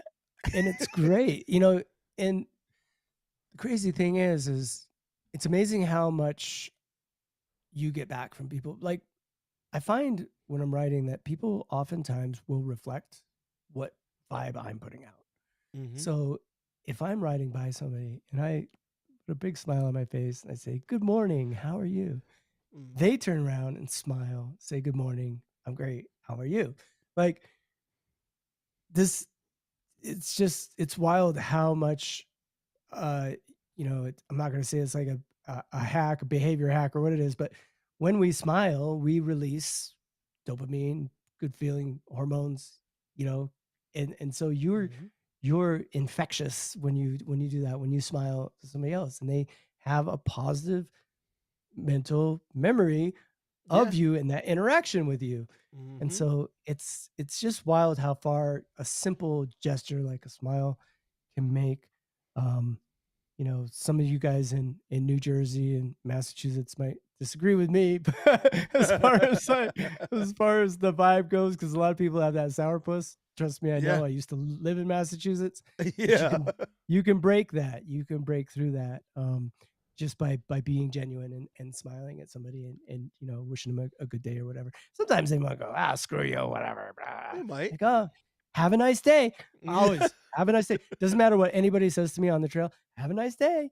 That's Yep. what my Yep. reaction to it is, whether they tell me to F off or they tell me, you're awesome. Like, have a Yeah. nice day. Like, And it's yeah. sometimes it's hard to tell when you come up on somebody quickly because you only get a second with them. So, Right. as they turn to you, you don't know if they're going to be like, hey, you, or hey, fuck you. You don't know what you're going to get. But, you're hoping that you're going to get positive back. So that's why I give positive out. I'm hoping that they're gonna meet my vibe with the same vibe, and normally that's what I get, um, and and it's been older people, younger people. The young kids love it, obviously, but Yeah. sometimes there's like, older people that are like, I don't know about that, but I'm a lot of telling you, times, man. they'll give me the thumbs up as I go by, and they're like, Yeah. "Hey, that's cool." And I'm like, "Okay, Yeah. thank you."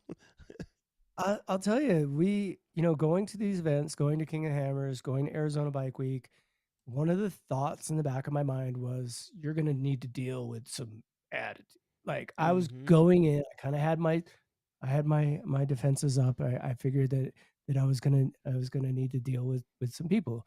Um, but honestly, like I think zero negative comments at King of the Hammers. I think one guy said one thing in passing, like that's dumb or something at Arizona Bike Week. But the majority, 99.9999% of people are just like, "That is so cool, but it's not for me," or, "That is so cool, can I try it?" Or, Yeah. some variation of that. Very, So, yeah. it's amazing how many people have, and now that we've had contact with so many people, I have some data I can share with the group, and Mhm. if that's about 90% of people have never seen one of these things before in their Mhm. lives, right? Mhm. 90%. And then there's 10% of people that say, there's a guy in my city that rides one of those things. He's got like all of the armor on and he goes like 50 miles an hour down the highway. Mhm.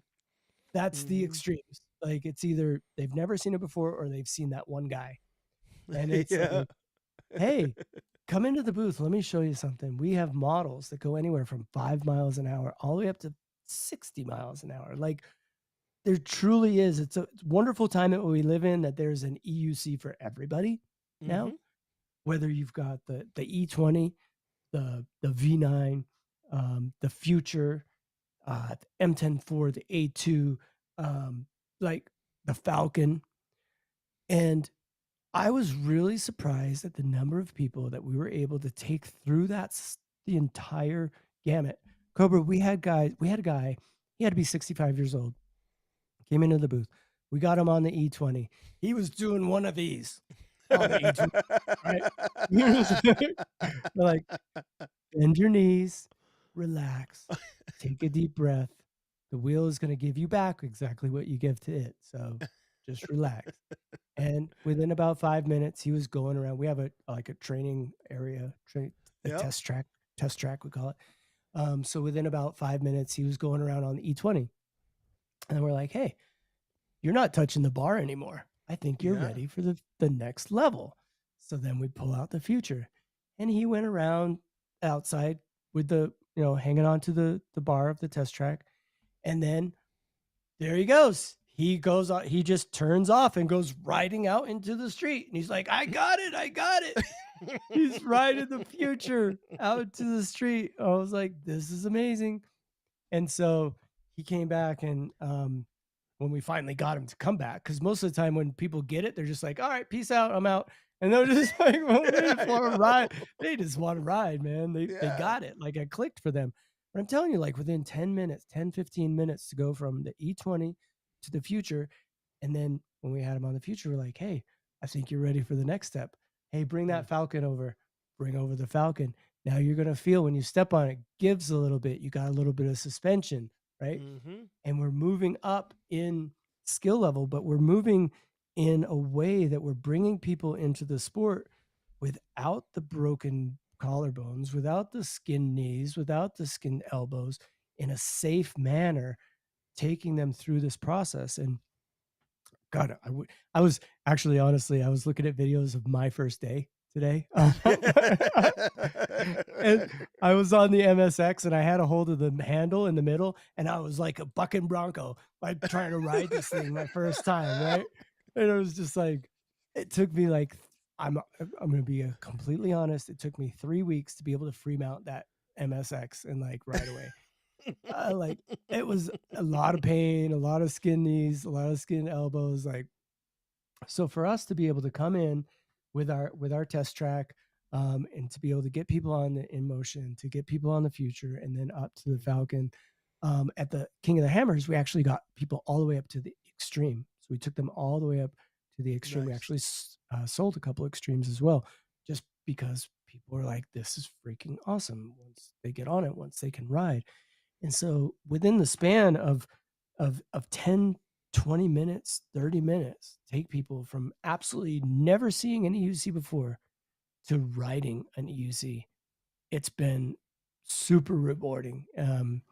It's been incredible. And I talk to the team at the end of every night. We usually will have like a meeting, a Hmm. meal, and we'll talk about the wins and what we could do better to improve for the next day, and what's working to help people, and what isn't. And the team, I look around the table and everybody's just like smiling Smiling. and happy, and I'm Those like, are always really good meetings. you guys Always. just put in 12 hours. We got up at 7 this morning and we started busting our butts. And you come back, we're 12 hours later, 7 at night, and you guys are all smiling. I'm like, did you have a good day? We And loved it. every single one of them are just like, this was an amazing experience to be a part of what we're doing. It's just so rewarding. It's unlike any work that I've ever done before. It's just been such a blast. And I would encourage others that if we're coming out to one of your towns, or if the Wheel Life Rally is happening, Cobra, I'd love to get the test track out to Wheel Life Rally, and for Hmm. folks to bring out their families and Yeah. bring out their kids, and let's I get them on the E20s and the futures, and I'm get and make some excited more about that. riders. Yeah, I'm excited Yeah, about that. And actually, I was thinking of trying to do like Wheel Life Learn to Ride events, at least one or two before it, yeah, just to get the idea out there. So maybe some people in the area that I may do it at the dirt bike track itself, but I also may do it in, like a plaza or shopping mall in the area, somewhere else where people would be easier for them to go and meet up. But that's a great idea, Seth. Doing these kind of meetups so that we can have people try these wheels and teach people, I think, is home run. Like it yeah. has to be done. You know. Yeah, I Um, saw EUC Underground was out at Electrify Racing League and out at hmm. Eastgate Con, doing the same thing, getting people on wheels. Like Yeah. as a community, like there is a certain percentage of the community that wants this to stay niche, that Yeah. wants this Of to course. keep it a secret, Yeah. and for us to be so unique and awesome. But I think a greater portion of the community wants to spread the joy and the love and the emotions that we feel while we ride to other people. Yeah. And so, I think those are the folks. that's a bigger feeling. Like there's a Yeah. smaller number of people that want it to stay, this is it's special. That's I want it to be special. I'm special cuz I'm riding, and I'm like, yes, we all feel special when we're riding. It's a great feeling. But don't you feel better when you can share that special feeling? Cuz I sure do. I love sharing. Mm. When I share this feeling and I someone learns to ride and they get the click, when it clicks and that gleam in their eye, it's magical. And to share that kind of magic to me means the world. So I don't Yeah. want it to stay small. I want to share it. Shouts out to Sensei Vegan in the house. What's up, Vegan? So I definitely want to keep sharing. So I'm glad that we're able to share this thing. I did a learn to ride event 5 years ago, I think it was. The first, it might have been six, but it was several years ago when I first learned to ride, and I did a learn to ride event in a mall parking lot. And I had a guy ride. He drove 3.5 hours because I was the only Whoa. one willing to teach him. And he came to the event. We taught like a handful of people, and this was like literally 6 years ago.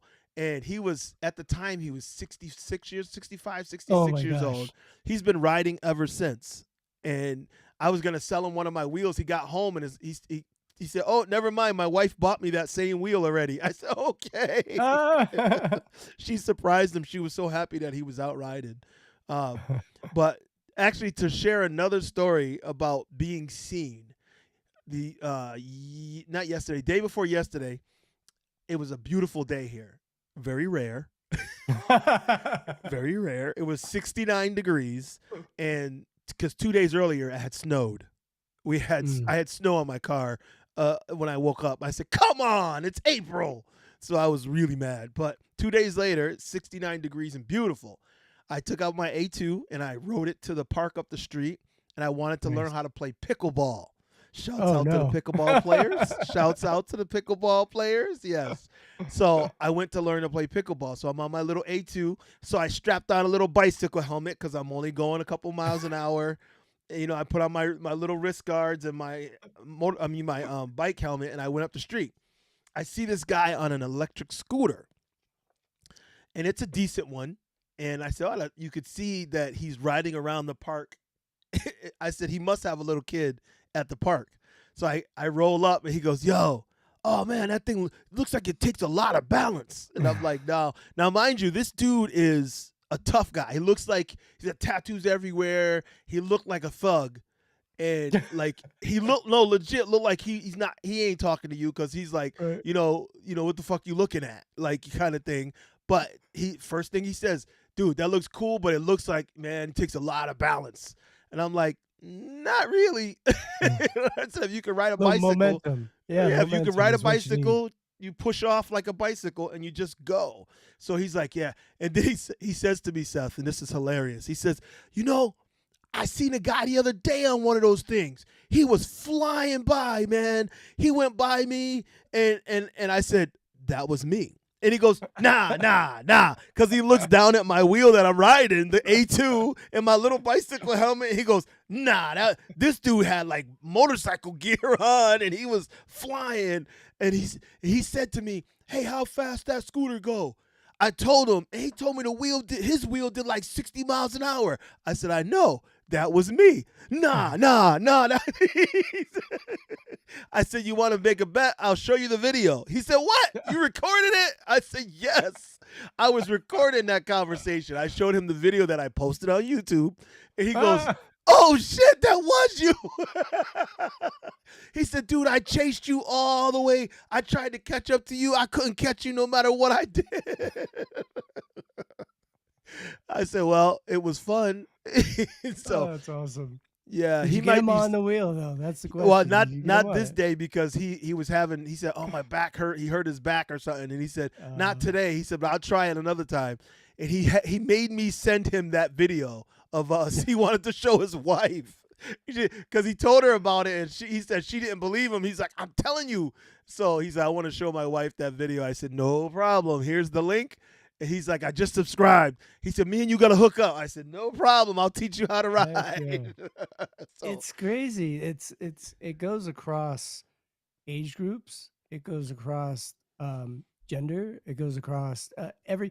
We had at AZ Bike Week, we had a little girl, probably 4 or 5 years old, riding along on the eight. I have photos of this, riding the E20, and then we had a biker, all patched up with the leather vest, on the A2 going the other way, and the same smile on both of their both their faces. faces. Oh, like Yeah. this guy's like 6'6", and this little girl's like I don't know, like 2 feet tall, and they're going by on opposite sides of the test track, going like this, and I'm just like, man, we are onto something here. This is what else is there that you could have like bridge the divide between so many different types of people and ages of people. Like Mm-hmm. I just I envision a day when kids are jumping on these things to ride to school.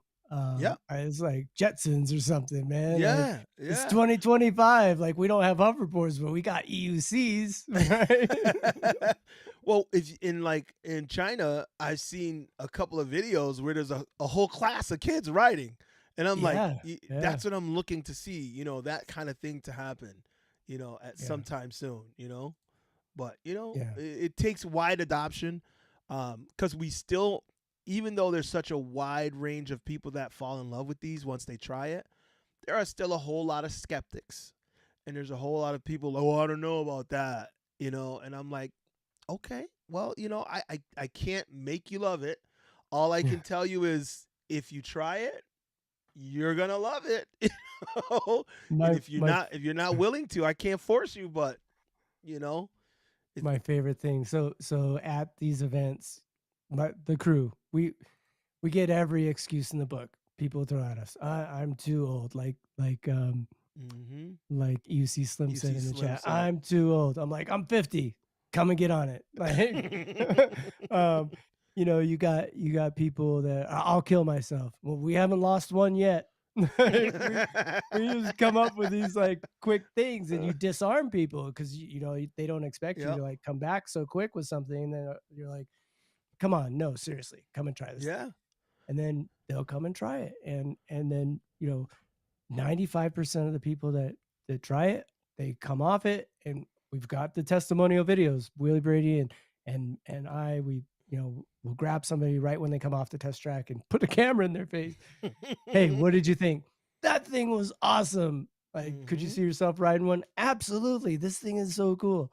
So that's the reaction that we're getting when people come off of these things. And I even if it is, the E20 that only goes a few miles an hour, it's a step in the right direction. If they, Mm-hmm. even if they didn't get on the future, they're going to be thinking about it. We're planting seeds. That's a lot of what we're doing is we're Mm-hmm. planting seeds in people. And I think also there's something to be said for um, overcoming fear.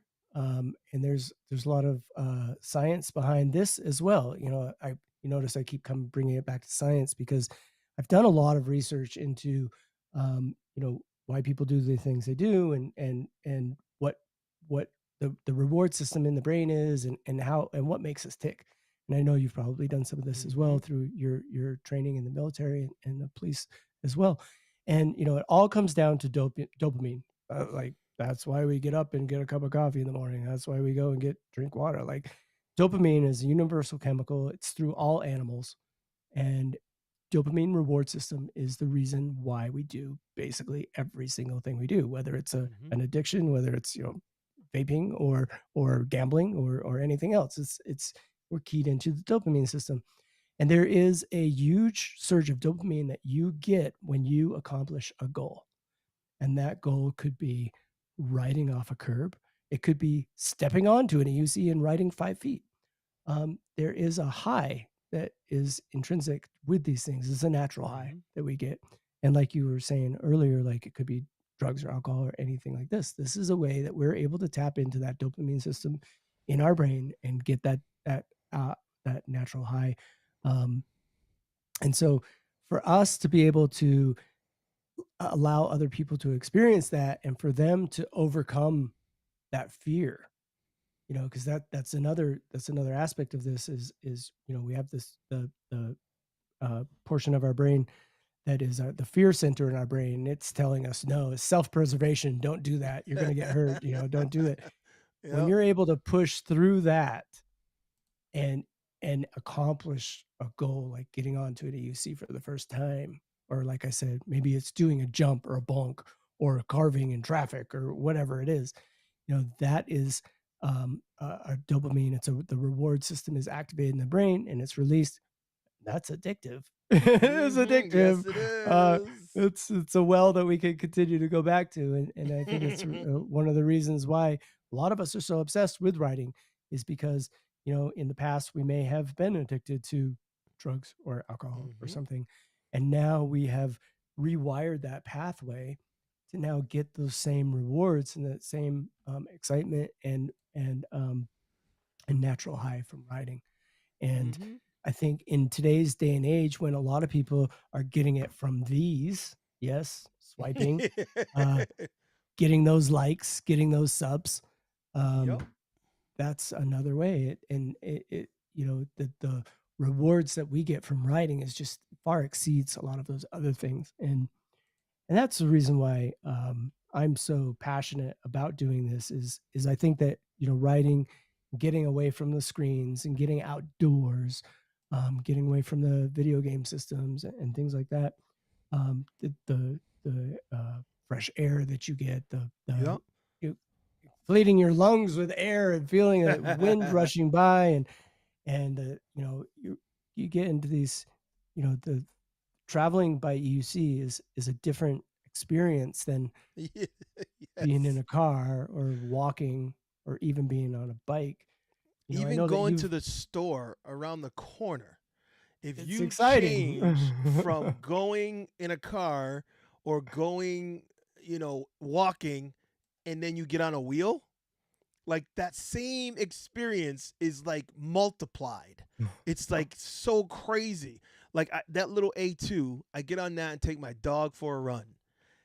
The dog running is now, it's not just him getting the excitement anymore. Now I'm getting my fix also because my dog is a female and she's like having so much fun. I can't believe we're running.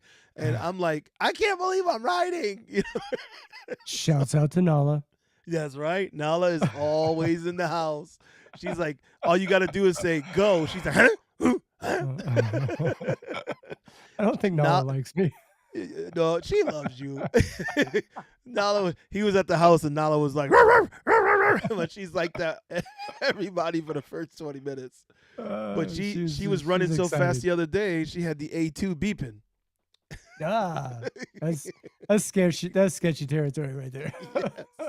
I was like, I I'm think I want allergic. to take a bigger wheel next time. I'm allergic to beeps, Cobra. I Me hear the beeps too. and I'm like, Me ah. too. Yes. I get scared. I'm like, no. I'm in a no I ride in a no beep zone. And No you know beep why we zone. do that, right? We've been burned Cutouts. before. Yes. When you've gotten a cutout and your wheel has stopped and you kept going, you remember that feeling. And you Yes. try not to repeat it ever. So some people say, you could get hurt. You ever been hurt? Yes, I've been hurt. And you still ride? Yes, I do. And if you got on one, you'll know why. funny funny story. Um, so I had the RS1 and I was like, I'm gonna get the RS2. This thing's gonna be awesome, right? And I was used to cruising at like, I don't know, 37, 38 miles an hour on the RS1. And so I got the RS2 and it was my first ride, maiden voyage on the RS2. And I was going down a hill close to here and started beeping at like 33. I was like, this is a full battery. Like, I'm like, what's going on? Why is it beeping at 33? Little did I know they had changed the firmware a little bit, giving it Ooh. kind of more low end torque and less high end speed. And so I pull out my phone. I'm on EUC World. I'm beeping. I'm looking at my phone. I'm like looking for the alarms. I'm like, I must not have turned off second level alarms or something. All of a sudden, this freaking thing just drops. It drops me. And I went down to it. This is a crash reminiscent of Roger. Shout out to Roger. Down to the knee pads, down to the wrist guards.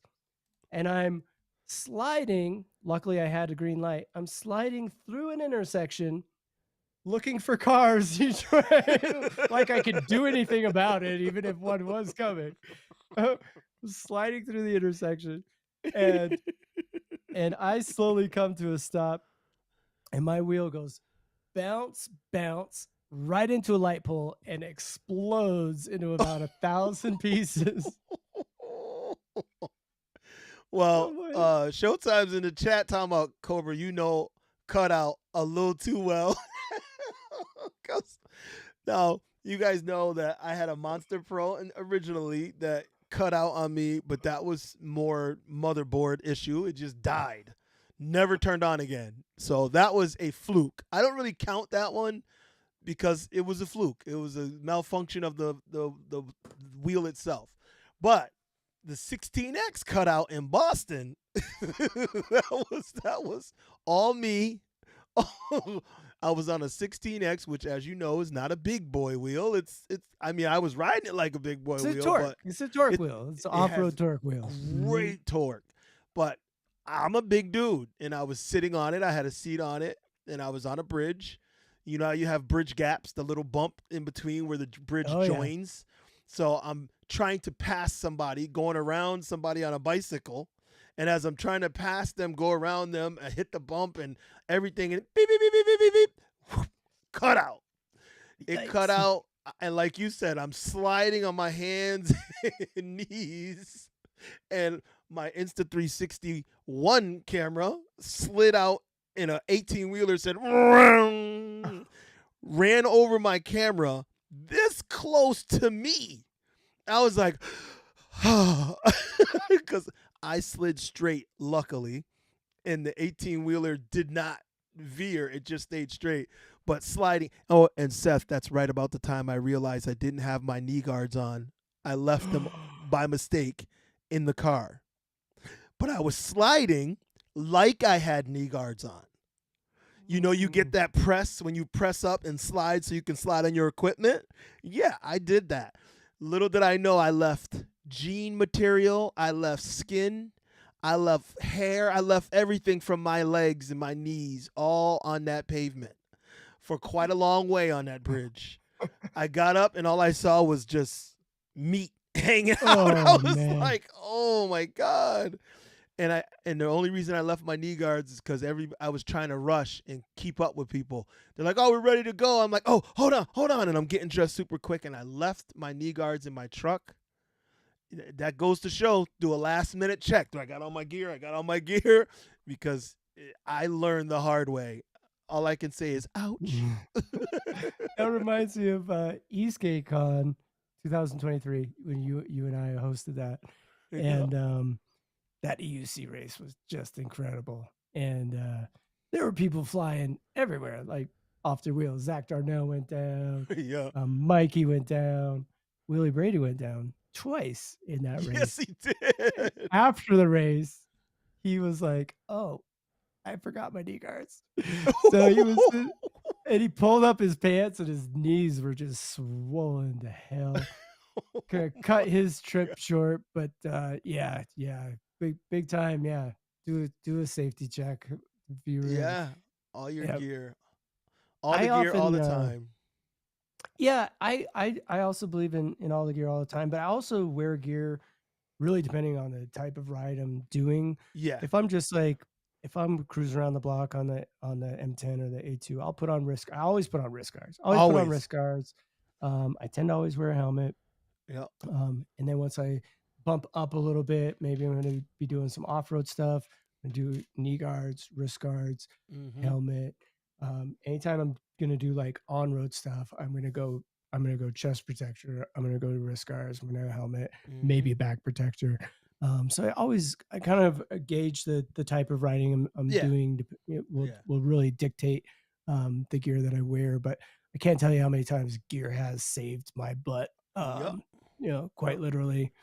I went sliding on a good one, in the dirt, and I'm like, even though dirt is not as bad as pavement, but I remember, matter of fact, China.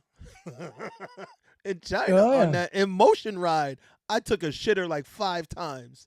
Thank God I had all the gear on because that mountain ride, tumble, tumble, tumble. Okay, get up.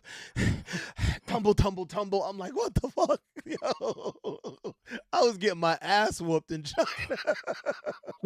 That ride had two halves. The first half, you were having a blast because I Oh saw you yeah, at the top going so up, much fun. going up. We got up to the top, and you were like, "This is what I'm here Woohoo! for. I'm Yep. having such a good time. This is a blast." And then I saw you at the end of the ride, and all I heard was, Fuck you, Albert. No, hold on.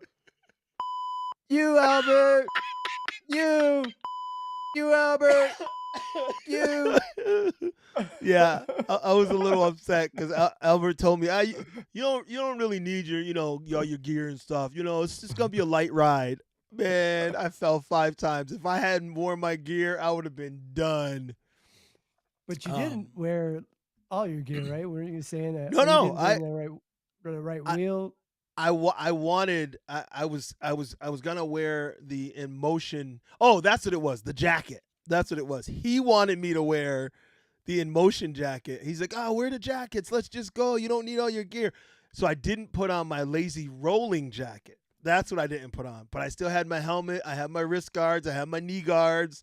But I didn't have on my lazy rolling jacket, which has the elbow protection, the chest protect. I mean the shoulder protection, everything. So shouts out to Green Master Mike, by the way, in the chat. I wanted to make sure I left the comment up so I can remember. Shouts out to you, brother. He said, "Cobra, what's up? Hey, Seth, I had a cutout 61.9 on the Master V4.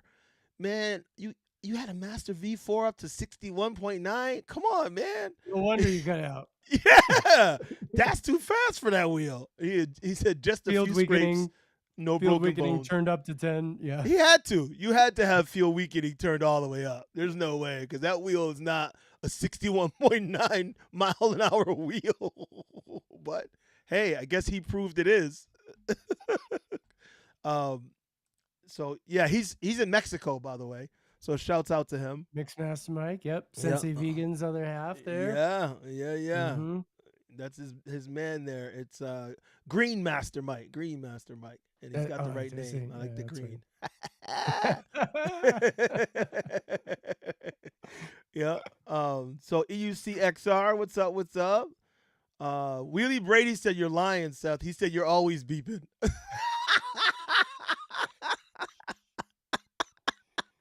It's a damn T4, man. The damn T4. I love that thing for off-road riding, but if I'm gonna keep up with Brady on the X-Way, I gotta push beeps. Yeah. Yeah. Well, see, now you just ride the X-Way. There you go. Switch up. Yeah, I did. I do ride the X-Way. We had some folks in town from Canada. We had Shira, Speedy Kit Kat was in town. Nice. Ian Budgel, winner of Winner of Wheel Life Rally. Yeah. Yeah. That's right. Yep. Otto was in town. They were on their way to Eastgate Con. And so I don't remember. I think I gave the X-Way to somebody. And anyway, we were playing musical wheels. And so I was on the T4 and I was having to keep up with those guys. But yeah, it was a ton of fun having some folks in town from Canada, the 51st state, by the way. We had a good laugh about that. I made for breakfast, I made bacon and eggs and toast and all this stuff. And they're like, "Oh, American breakfast." I was like, "Well, what do you eat in Canada for breakfast?" They're like, "Canadian bacon." I was like, "Ah, I got you." You didn't catch that fast enough, Seth. Touche. But yeah, that was a lot of fun. If anybody's ever near the Denver area, let me know. Hit me up on Instagram, erideLife, or on Facebook. I live on an incredible trail system here. I'd love to get you out here sometime, Cobra. I'm gonna come. I'm gonna come. You would freak out. This place. Don't be surprised if I'm not there this year. Oh man, don't be surprised. It's incredible. You know, when I first started riding, I had no idea that I lived on one of the premier trail systems in the area. And you know, I got on the computer and I was doing like a satellite search. I was like, okay, I'm done. I've mastered riding on the road. I'm ready to do some off-road stuff. And I looked at the satellite view of my house, and there's just like this spider web of trails that goes out in all directions. I had lived in the house for 5 years, and I had no idea that there were all these trails all around me. Like literally ride out of my driveway, and you're onto the trail system. That's crazy. All over the place. And it's another reason why we have the fastest electric unicycle and also one-wheel riders in the country come from Colorado, because we are born, bred, and raised on these trails. And so when you get us out to Bentonville, you know, we had the underground, the one-wheel underground race. Mm-hmm. We hosted that at Amped last year, and yep. 2 of the 3 top finishers, three out of the 4 top finishers are from Colorado. Like folks that I ride with. Trevin, shout out to Trevin. Brandhars, my man. Shouts out to Trevin. We love you, brother. Enrique Garcia. Enrique's so fast, dude. And he's so talented, multi-talented. Rides both disciplines, EUC and one wheel, and does really well. Shouts out to him too. Riley Johnson. Yes, Riley does a great job too. And then Cooler Joe, got to give a shout out to him. He came in second in qualifications, or he came in second at King of the Hammers. So he's really fast, which surprised me. Cooler Joe, I see you doing crazy stuff on the cooler, but I did not realize you were that good on a regular EUC without the cooler. Yep. So Oh, and also Cooler Joe just mentioned Greg Ingram as well. Yep, Another Greg Ingram. He's another Hampton one. Electric Games alumni. He's fast on one wheel, fast on an electric unicycle. Mm. He's a little bit older than me, and we were kind of talking the other day. We were out on a ride, and he's like, "I don't know if I want to join the Legends division. I'm still competitive in the younger class divisions." And so, it's awesome that we're able to, folks our age, Cobra, kind of Yeah. aging, right? Me, you, Greg, we're able to compete on a competitive level with these younger guys and gals on these devices. That's something that you don't see in a lot of sports. So I think we're in a really kind of the golden age of EUCs right now, where folks like James Darnell, for instance, as well. Hmm. Zach's dad is a very fast, competitive rider, and we're able to ride and put up times right next to these guys. And it's kind of that mix of young, athletic, fast reflexes as well as wisdom, right? So there's some wisdom that goes into it as well. So yeah, man, I think EUCs are they're an amazing device, and I just want to just tell the world about them and get the I world do riding too. them. And And I see a lot that's of what we have people. in common. I see a lot of people now are posting a lot of injuries and stuff, and that's one thing I wanted to tell people. When they learn to ride and they get really good at it and they get really excited, I tell them it's not if you fall, it's when Yeah, you fall. yeah, Because if you ride these and you're riding, on and off road, at some point you're gonna fall. So you need equipment. And you also have to realize we're not telling you that unless you're wrapped in bubble wrap, you're not gonna get hurt because all these people are talking about injuries and different things that happen. And yeah, I destroyed my shoulder. I've bumps and bruises, scraped my knees, and yeah, we've had injuries, and we're not saying you won't. But definitely ride responsibly, ride reasonably, and ride with your gear, and you will mitigate some of the damage that's going to get caused to you. I just posted a yeah. video the other day, and I forgot the guy's actual name, but they put on the comments Ninja because he started riding really fast. He went off the trail onto this little section off to the right, and there was those. You know how they have these metal poles when you have to Oh squeeze yeah, through to go on some trails. Did you see that video? And he very went familiar with those metal poles. clang. He hit the pole sideways, and then flipped off the wheel.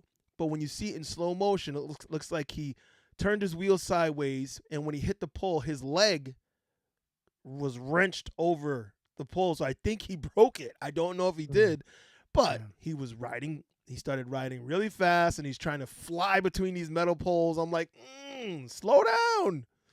And I'm yeah, like, we're not invincible, and we are of a certain age. That's the other yeah, thing. The guy in the park asked me the other day. He says, "Man, I don't know about you, but I'm older." And he said he was like 42 or something. I said, "Dude, I'm 55." And he's yeah, like, yeah, "Oh shit." yeah. Yeah, don't ride beyond your skill level, I think is the biggest thing. And what I always tell people is only go as fast as you're as comfortable emergency stopping from.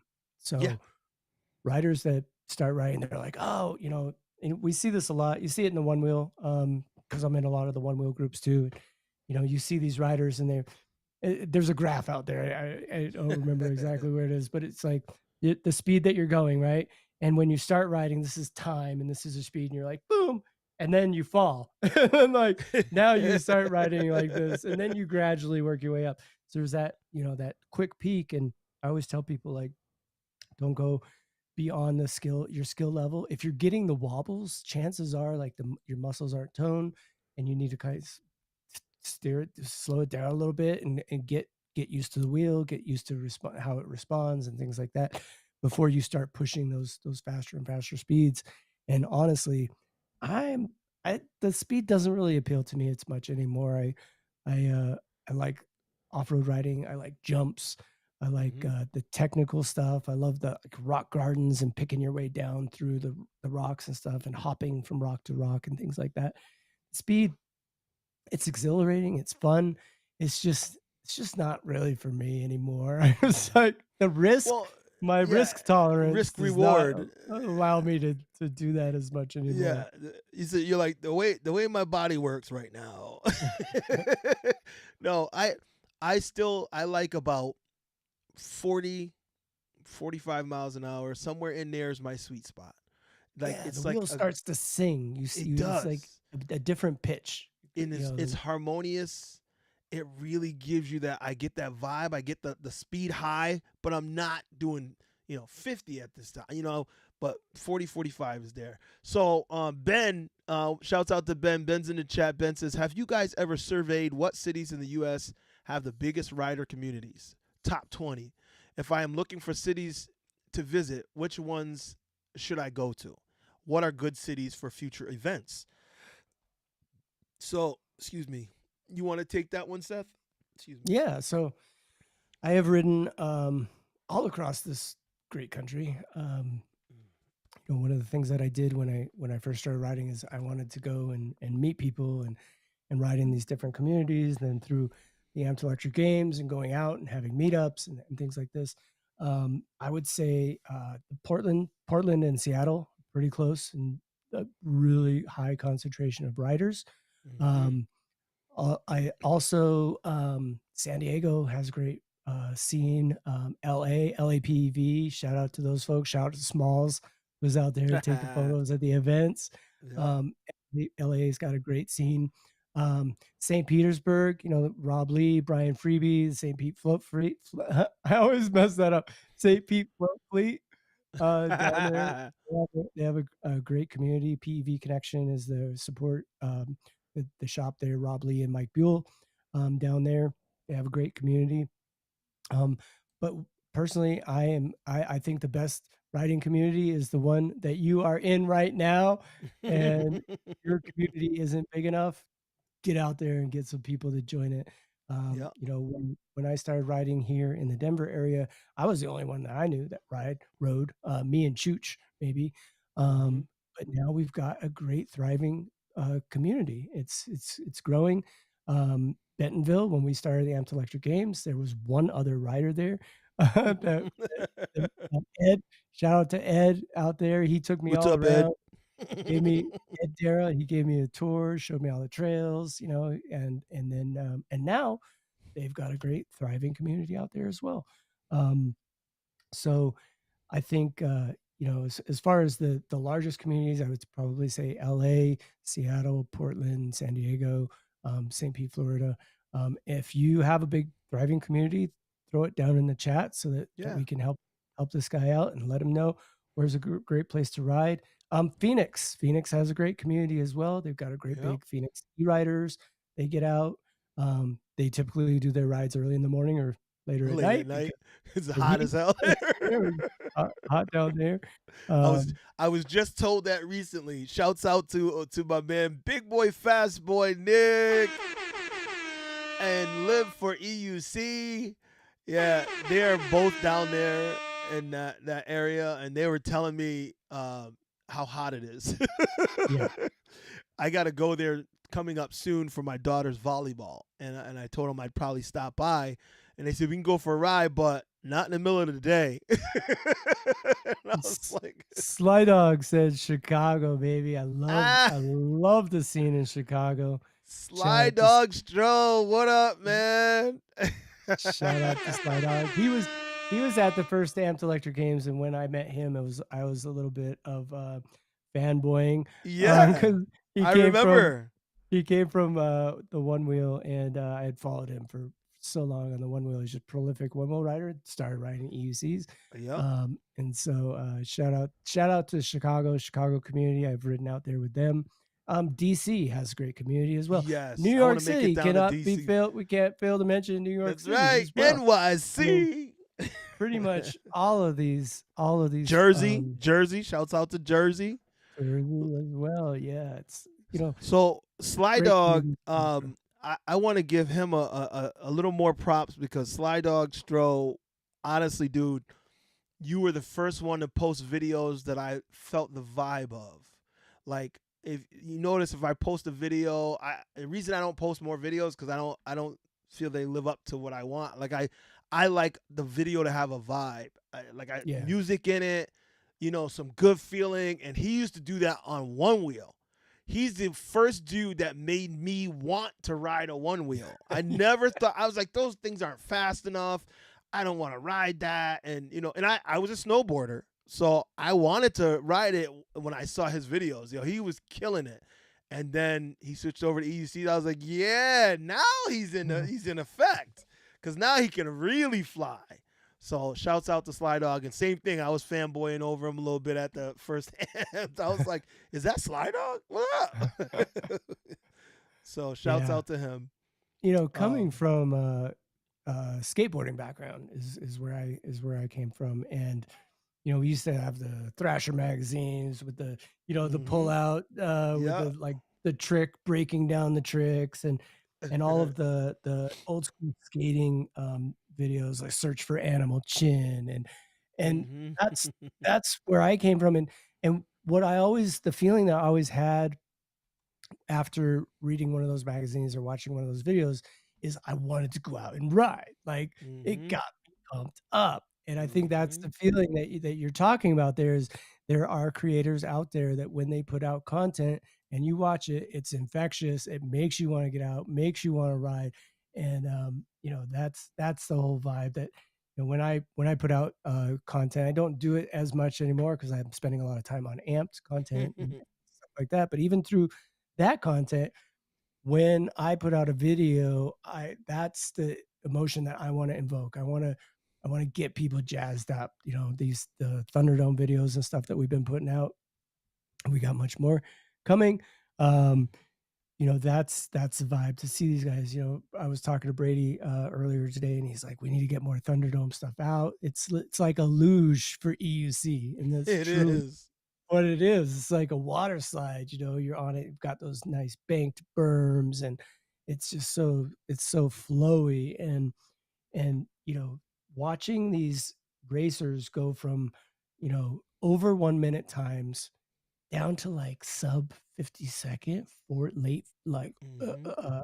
late 40 second runs on Thunderdome, it's insane. Like, it blows me away, and I think that only part of that could be attributed to the technology. I think that a lot goes towards the riders and their skill levels and what Mm-hmm. they're able these times that they're able to put up, and this is a really fascinating time for us to live in, where we're seeing the evolution of these wheels so quickly that are allowing us and allowing the riders to take it to the next level.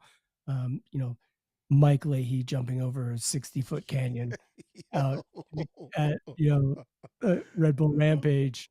when he You know when he when he successfully did the bus jump and everybody lifted him up at Amped, I was like, what? Yo. that was Craziness. that was a special time, man, and Yep. and the moments that I live for as an event promoter, event organizer, are those moments when somebody comes up to you after an event and they say, "This was the best weekend of my life," or Mm-hmm. this changed my life in some way, or helped me push through some personal stuff that I was going through, and being Yeah. amongst all these riders. And that's what's so special, I think, about these events is we all get together and we all talk online and we watch the Cobra show, we watch the Sensei Vegan show, but then to get out there and meet these people in person and ride alongside them and share the emotions and the highs and the lows. Because Mm-hmm. you've got people that we had Zach Darnell last year in on the Thunderdome. He was like top position and he crashed in the finals. And so, I mean, there's the gamut of emotions. It's a roller coaster of emotions from these high highs and these low lows. And to share all of that together and to be together as a community, it's something special. And I just look forward to it.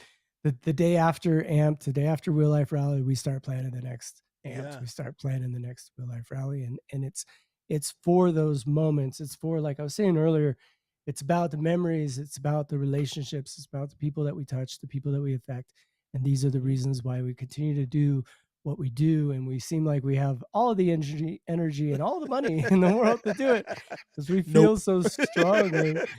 We feel so strongly about it. And it's just a magical time. And I hope everybody can make it out to Wheel Life Rally. I hope everybody can make it out to AMP this year. I'd Yeah, love to see. And definitely. honestly, ticket sales are soaring for Amped. I hope that you're seeing that at Wheel Life too. Not If they're not not for the yet, rally, not yet. go buy So go buy your please buy tickets tickets. for Yeah. Wheel Life Rally Matter of because fact, here, it's up behind us now. You can see here's the website, Wheel Life Rally. You can see that we have. Let me see. Let me scroll up a little. 120 days left. 120 days left for the rally. So go to wheelliferally.com, grab tickets. The earlier, the better. And Amped, Amped is here's the Amped website. I'm sure you guys have seen it, and if you haven't, make sure you go here to the Amped website as well. Both of these websites are up and running and ready because, guys, if you even think you have an inclination that you might be able to make it. yeah, Like, for real, you will not regret these events. Everybody that goes says the same thing. Wow, I'm glad I came. Wow, I'm glad I made it to the event because it's so much fun. The vibe is real. The positive energy is real. The exhilaration is real. And the one time these events are once in a lifetime, not once in a lifetime, once a year. Put it that way. Once a year, but think about it. In like December, you're like, damn, I wish I was able to go out and do this. Well, when the time is here, don't miss it. Because in December, you'll be thinking, damn, I'm mad I missed it. yep, So yep. make And it you to these can events.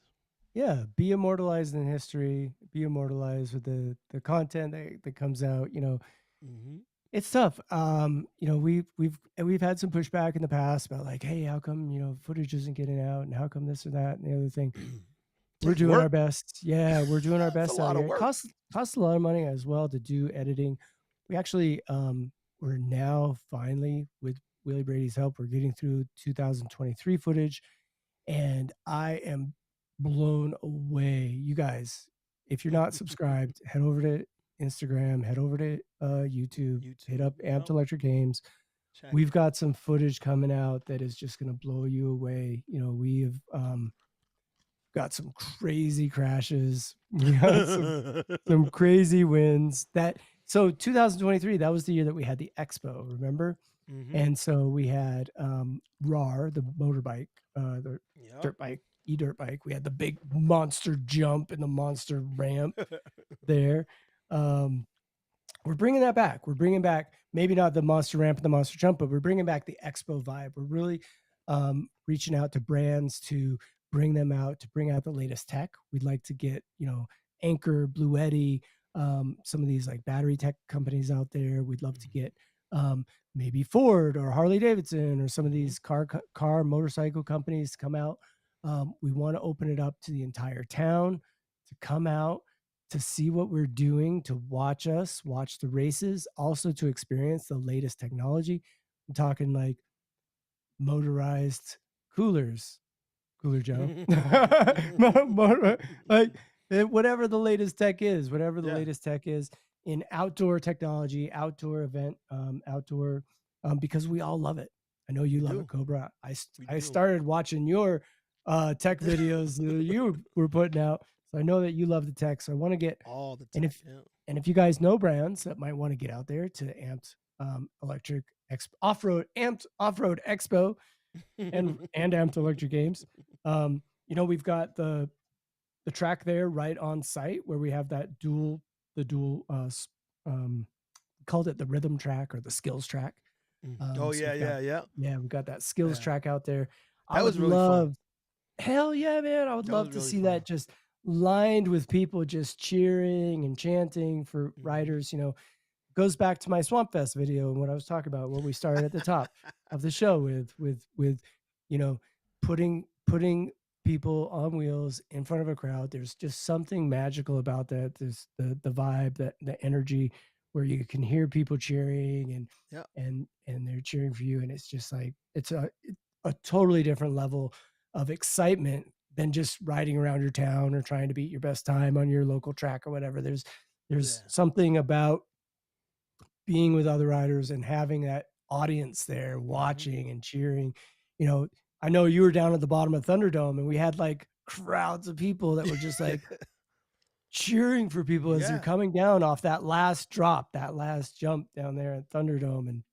Yeah, that And they're last just, drop, that last jump is a doozy. oh yeah, yeah. Yeah. And Stitches from that a couple yeah, times. shouts out to Brett Brownlee. As a matter of fact, someone did mention in a comment earlier that yeah, we should have him in here because, he also jumped in as host as well. Yep. And but the first year he was riding, and he went right over that embankment on the very I remember bottom. that. And yeah, he was like broken up there a little bit. He was knocked out, unconscious, and we were like, you felt the Yeah. whole crowd just pause, like, and then when he was up, we're like, oh, thank God, thank God, thank God. But yeah, Yeah. it's like That was a it low was for me. yeah, but it was dramatic. Like that last jump when you see people like when there's a race down to the wire and you get that last clearance, the exhilaration is magical. And for those that have not been there yet, who have not attended these events, you are missing out. The videos don't do it justice. I know it looks cool on some of the videos you see. Yeah. You're like, oh, that looks cool, but it doesn't do it justice. When you're there and you feel the vibe in the air, it's palpable. It's like Yeah. nothing else. You really need to make it to these events. It's life Yeah. changing. I truly tell people that. That's why We've people made drive some. from so far to get there. Yep. Yeah. Bentonville, everybody's like, "Oh, it's so far to drive." It's far for everybody. It's far, Hmm. it's far for everybody. I will mention that after that happened, both Kohler Mountain made some improvements They on did. that bottom. You notice that They added they have the above the berm. the big berm, yeah, bigger berm. It's a bigger berm, and also they put in some rocks there, which we wrap Yep. with padding now.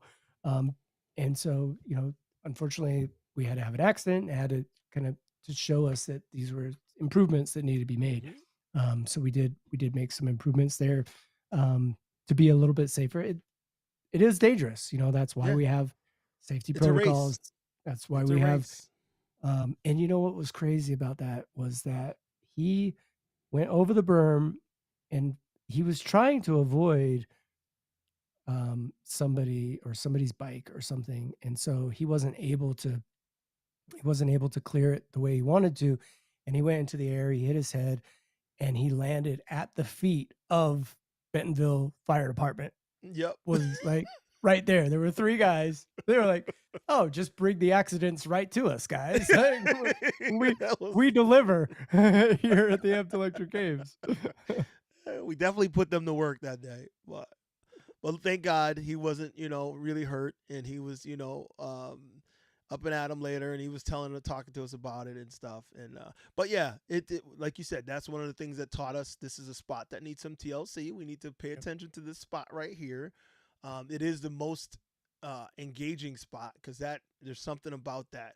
You're at the bottom when they're coming through, and you see them go one way, then you see them go the other way, and then they come flying down and. Whoosh, they're in the air, Yeah. bam! It's like, whoa, the finish, whoa! The crowd goes wild. I mean, it really is just like that, people. You hear the bell. You hear the people up on the trail, and they're ringing the cowbells like Yeah, they're coming down, coming around the corner. And you're down there with a crazy. bullhorn. I could hear you all the way from the top, by the way, with the Yeah, bullhorn. yeah, I'm like, here they yeah. come! I Here was they like, let's come! go, people. Put Everybody your was hands into it. together.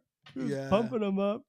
Yeah, we have yeah. some great shots I from don't know that. about you, Seth, but just talking about it right now, I'm getting excited. I know. Hey, only 170 days left for Amped. Yeah, 120 170 for days. rally, 170 for amped. You guys get ready. Get ready. Get ready.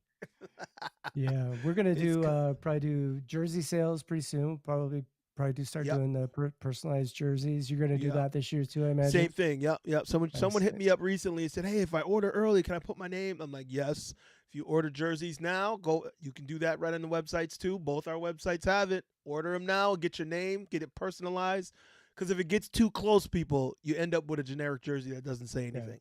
I'm Right. sorry. It's just the way it is. So if you want your name on it, order it now. Yeah, it takes a lot of lead time for us to get those jerseys custom printed like that. So, Mm-hmm. the Mm-hmm. cutoff is like what, 90 days or something before Yeah. the event. So the sooner, And if you do want to get a jersey, the sooner you can get it, the the better. better is definitely. Yeah. So, but I well, did you wanna let's do a giveaway or something here, Seth? We got to give away something, right? We Heck should give yeah. away something. What do you want to start with? What do you think? Oh, I've got so those of you that haven't heard the news, erideLife opened their doors um, th- erideLife. this year. So this year, erideLife, we're partnered with BeGood. We're also partnered with InMotion. If you go to erideLife.com, you can see the wheels that we have out there. We're doing a special on the Future Mm-hmm. right now, $6.99. If you guys haven't, and I let's do Wheel Life. We'll do Wheel Life Rally. Let's do Wheel Life. We'll do a Wheel Life promo code if anybody wants to get the deal. It's $7.99 on the website. We're gonna turn on the custom code for Wheel Life. If you want to get a Future, if you guys haven't seen the Future yet, this thing is awesome. It's a cute little wheel. It's great for training. It's great to keep in the back of your car. It's not a long distance wheel. It's not a super fast wheel. It's got a great big fat tire. But yeah, let's thank you for the allowing me to the shameless plug of There you go. erideLife.com. There you Really go. appreciate that, Cobra. Mm-hmm. And also, if you buy a wheel with the Wheel Life code, you'll also help out the show. So That's right. if you do get a wheel, use the code Wheel Life, help out the show, and let's give away a hat. What do you say? There you go. Got these nice erideLife hat. There you baseball go. hats. So let's give Okay. something away. So let's see. We got to come up with something. Hold on. So we don't have everybody on a wheel, so we can randomize it because that's always great to do. But what we'll do? Oh, you know what? Hold on. We can do that. We can randomize and let them pick what number. Oh, there How you would, go. how would we do that? I just thought about it. I'm like um let's see. Forgot which one I used last time. Cujo said Willie Brady been slaving. Brady been slaving. I'm telling you, Yep. man, this guy, I gave him a shout out earlier. He's putting in the work. He Right is. He definitely alongside is. everything we're doing, he's making it happen. Yep. So what we're gonna do, people, is we are gonna pick a number. What do you think? 1 to 20? Think that'll be enough? First one to pick the right number. Oh, okay. I like it. I'm picking up what you're putting down now, Cobra. I'm uh, thinking of a number. The person's yeah. that So number. instead of me thinking of a number, what I'll do is I'll let the randomizer pick a number, and that way you can't say that I did it. Okay. So, all All right, right. So, one to so listen up, 20. chat. Chat. One to Get 20. on your First toes. person who can tell us what number is coming up. Go now. 1 to 20. Pick a number. Pick a number. Pick a number. 1 through 20. Pick a number, And and if we're gonna hit somebody picked a it. number, somebody picked your number, pick another number. Yeah. Yep. Yeah. Pick a number 1 through 10. Pick a number 1 through 10. Here we go. Here we So go. 1 through 10, 1 through 20. 1 through 20. Sorry. 1 through 20. One 1 through through 20. 20. Here, let's give him another minute. We got a few coming in All right. here. We'll do a couple. We'll do a couple spins first. Okay. We're not gonna count that one. No. Oh, I didn't mean to remove it. Shit. Hold on. That's all right. We'll give I people forgot you time. We'll gotta. give people time. That's it. I don't see All Willie right. Brady. I don't think he put in a number, but he's already got an erideLife hat. Yeah, he does. All right. That's it. We're not gonna give any more chance. We gotta move on. So the number is 13. The number is 13. So let me see here. Anybody pick Uh-oh. lucky number 13? Oh, we had EUCXR picked 12. No. 13. And Crying happy. Crying happy. Yep. I'm Crying scrolling Hippie. back. He's the only 13 I see. Crying happy. Shouts out to Crying Happy for the winner. The man, the myth, the legend. He wins. Oh, Crying Hippie. I said Crying Crying Happy. Hippie. Crying Hippie. Crying Hippie. He is the winner. So Crying Hippie, you are going to get a hat. So that means you're gonna have to E-Ride give us your Life. information. You're gonna. E-Ride Life hat. Hit me up That's on right. shoot me a DM on Instagram, That's E-Ride right. Life. Shoot me over your mailing address. We'll get you a hat in the mail, That's maybe right. some Crying hippie. stickers. Winner. Crying hippie. Okay. Okay. Okay. So let's see. Let's see. So now we're gonna start over. Congratulations, Electric Unicycle said congratulations. So after his congratulations, numbers 1 through 20, people, numbers 1 through 20. Pick now, 1 through 20. What's this one going Now, to be for, yeah, this is a good Cobra? question. What do you think? We ready for a shirt? Let's go for a shirt. We could do So an E-Ride Life shirt. okay. We'll stick with the E-Ride Life theme. E-Ride Life t-shirt, E-Ride Life shirt. Give me a number. 1 through 20. Willie Brady said 23. No, Willie Brady. He's 1 through trying to 20. bridge. He's trying to get 2 and 3. I think he's trying to cover the spread. 1 through 20. Give me a number. 1 through 20. 1 through 20. Cooler Joe says, was that high 12? High 2. Okay. Uh, keep picking. I'll give you another second. And this is anything under Electric Unicycles. Congratulations. Those are the numbers I'm counting. So we got 11, we got a 5, we got a 14, we got a 15. I think we got a 12 from Cooler Joe. We got a 23 from Willie Brady. All right, here we go. Here we go. Going again. Let me pull it back up. All right, and here's the new rule: if you vote more than twice, it's the last number you put in is the one That's that right. counts. Yeah, you can't vote more than twice and then try and, yeah, we see you. Trying Whatever to your be slick. last number you put in is the one we're gonna go by. All right, here we go again. Here we go again. And the winner is ding, ding, ding, ding, ding, ding, ding, ding. 5, 5, 5. Lucky number 5. Let's see who has Electric the 5. Unicycle. Oh, is that who won? Oh, let me back up. I can't see. Yes, Electric Unicycle with the 5. Yes. There's gonna be some international shipping on that one. Yeah. How long, Dale? How long did it take me to try and get a shirt to you? I had to try like 3 times. I might be better off just having it made in Australia. Oh my god. Yo. So Dale said that he wanted to order some amp stuff, so we're gonna throw an extra T-shirt in with whatever. There you go. When you order some stuff. All right. Well, we're talking about both events, so now we're gonna do a Wheel Life Rally T-shirt. So Wheel Life Rally T-shirt. If you didn't get to make it to now the Northeast Premier PEV event, I've changed the title. If you didn't get it, looks like this, except it says rally instead of show. So if you don't have a Wheel Life Rally shirt and you're looking to grab one now, go ahead and put your guesses in. Again, 1 through 20. After, let's see. Ashley said 6. Okay, so we're going from. So guess again. So after, what do we got here? Electric Unicycle says about a year. So anything after that. So 1 through 20, people, give me a number. 1 through 20. 1 through 20. What's the? Oh man, I wish I had the what's the thing from the doom doom. Oh man, I can't think of the show there. Yes, you know what I'm thinking about. I wish I had that queued up. The music in the background. Hold on. I don't have anything good. No, I don't have anything for it either. Oh.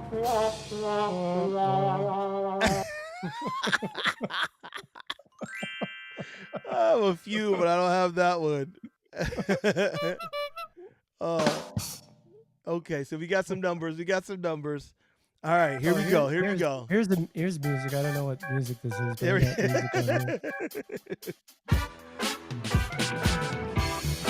Oh yeah. What now? Okay, here we go. Giving away Wheel Life T-shirt. Wheel Life Rally T-shirt, and the winner is 18. 18. Here we go. 18. Let me get back to the chat over here. Uh-oh. Uh-oh. I don't think we have an 18. Oh, we don't have an 18. We do not have an 18. Guess what? We're going to roll it again, and we'll use the numbers you have there.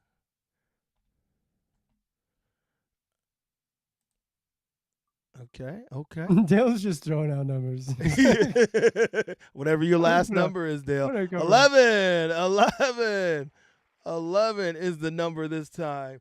I know I. Oh, Joro. Joro's got 11. Yes, yes. My Unicycle said 11 is taken. Yeah. Ricardo Medford said 11 first. Yeah, well, no. Well, oh, actually he did. Back it up.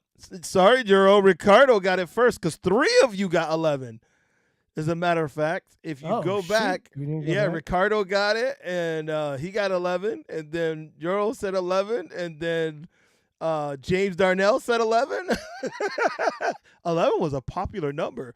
But we're going to go with Ricardo Medford, actually. Ricardo Medford was the first one to say 11. Ricardo Medford. So, Ricardo, hit me up on Instagram or YouTube or somewhere. Just hit me in the DM somewhere and give me your information, and we'll send you out a shirt. So, Ricardo.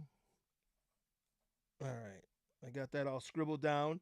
So thanks everybody for participating in that. Just stay tuned. We're gonna do more giveaways. We're gonna do more events. We'll be. I think Seth. I think I'm gonna try to take your approach and try to drive around to different communities. I won't be able to make as many as you did on the first Amped Electric Games tour that you were on, because you were legitimately on a tour. I was like, this dude's everywhere. But I do want to visit some places and ride with some other people.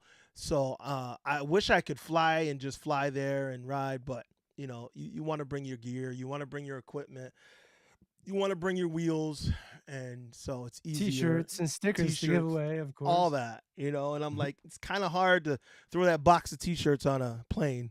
The wheels just not happening. So where do you think you're gonna travel off to? Well, I anywhere I can drive to. There you go. You know what I mean? I want to jump in the car and just go. Go see Panda in Boston. I do. Oh, definitely gonna see New York and Boston are my mainstays. They're like a couple hours from me, so I always go there. So I'm definitely gonna be in New York. I'm definitely gonna be in Boston. I'm hoping to make it to Colorado out there at some point. That's a lot longer of a trip. Yes. Yeah, Phoenix. I want to, I want to make it to Phoenix. I just, there's lots of places I want to make it to, but I'm gonna start, nearby Washington. When they do the groundings this year, I really want to make it to Washington. I've tried the last 2 years and something came up every time, so I want to make it to the groundings. Shout out soon, to the DC crew. So I want to make it there. Declan. Declan, my man. I gotta go out to Jersey. Oh, as a matter of fact, I gotta go out to Jersey real quick. Stay with Declan. Yeah, I gotta go see Declan like soon, because he still. Matter of fact, he still has the infamous jump wheel. Oh.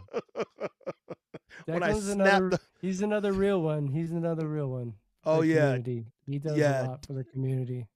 Shouts out to the mad genius, Declan.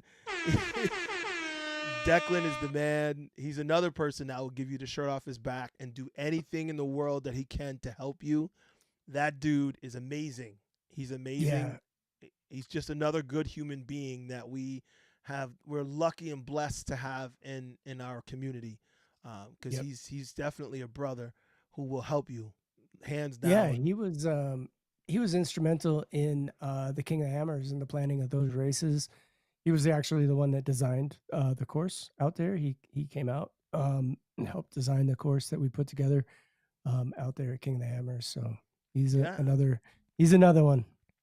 He's definitely a real one. I remember, way back, every event you see him at, he's got his van open. He's like, fixing people's stuff and helping people with stuff. And, in case you guys didn't see the jump that I did last year, I was hitting the airbag trying to learn how to jump high, and my Commander Pro Oh, sent you me did jump high. You it did. sent me way higher than I expected. I was airborne like nobody's business, like nobody should be. You had to be 20 feet in the air, Cobra. You I had was to be so 20 feet in the high. air. I Yeah. like I still feel that feeling that I felt when I was up there like, "Oh shit. Oh shit."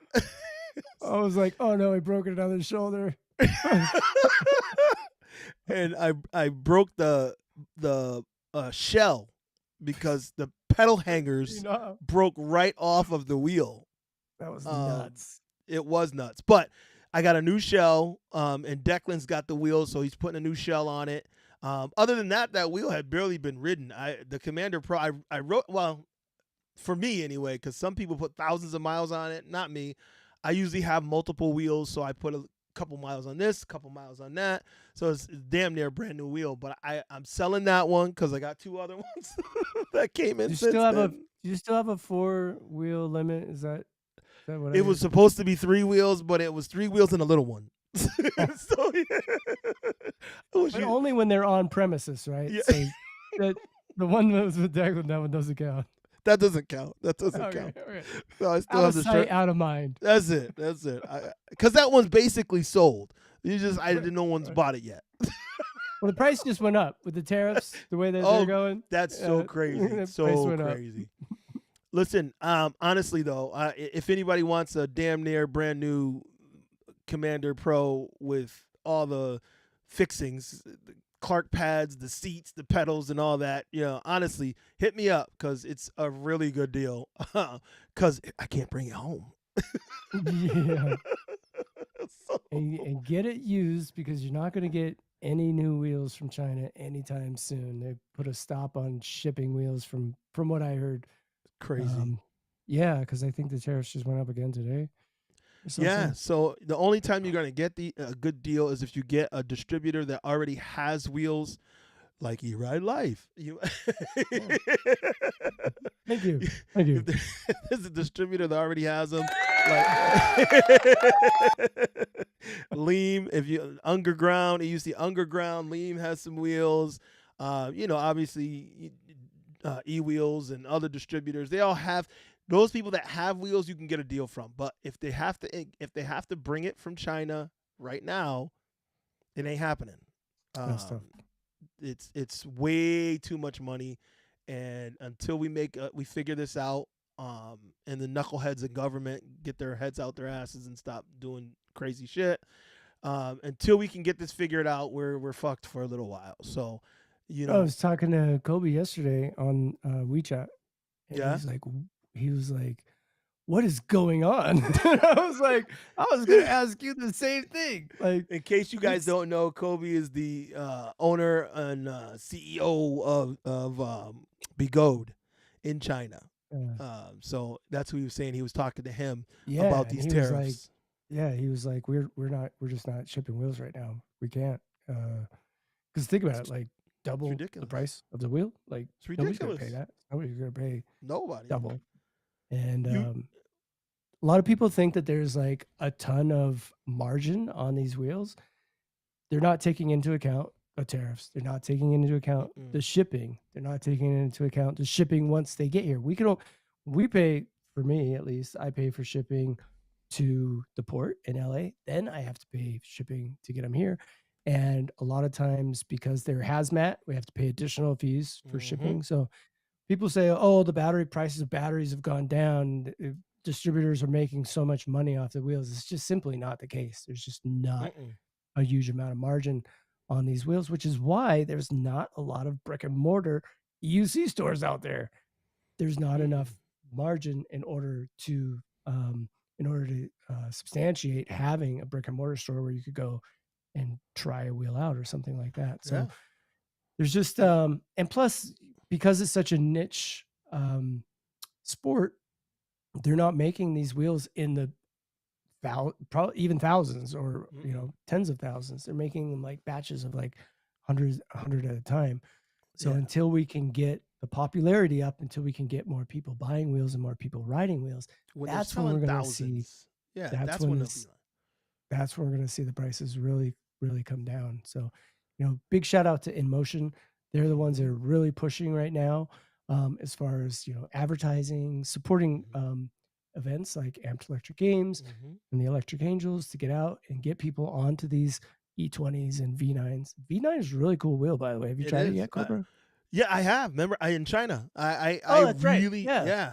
Yeah. I was the first thing I said. This is a grab and go wheel. This is the grab it Yep. and go. It's the kind of wheel you're not trying to go full speed, but you are. Oh, I need a wheel. Grab it, go, Yep. and you take off. It's like amazing for that like buzzing around.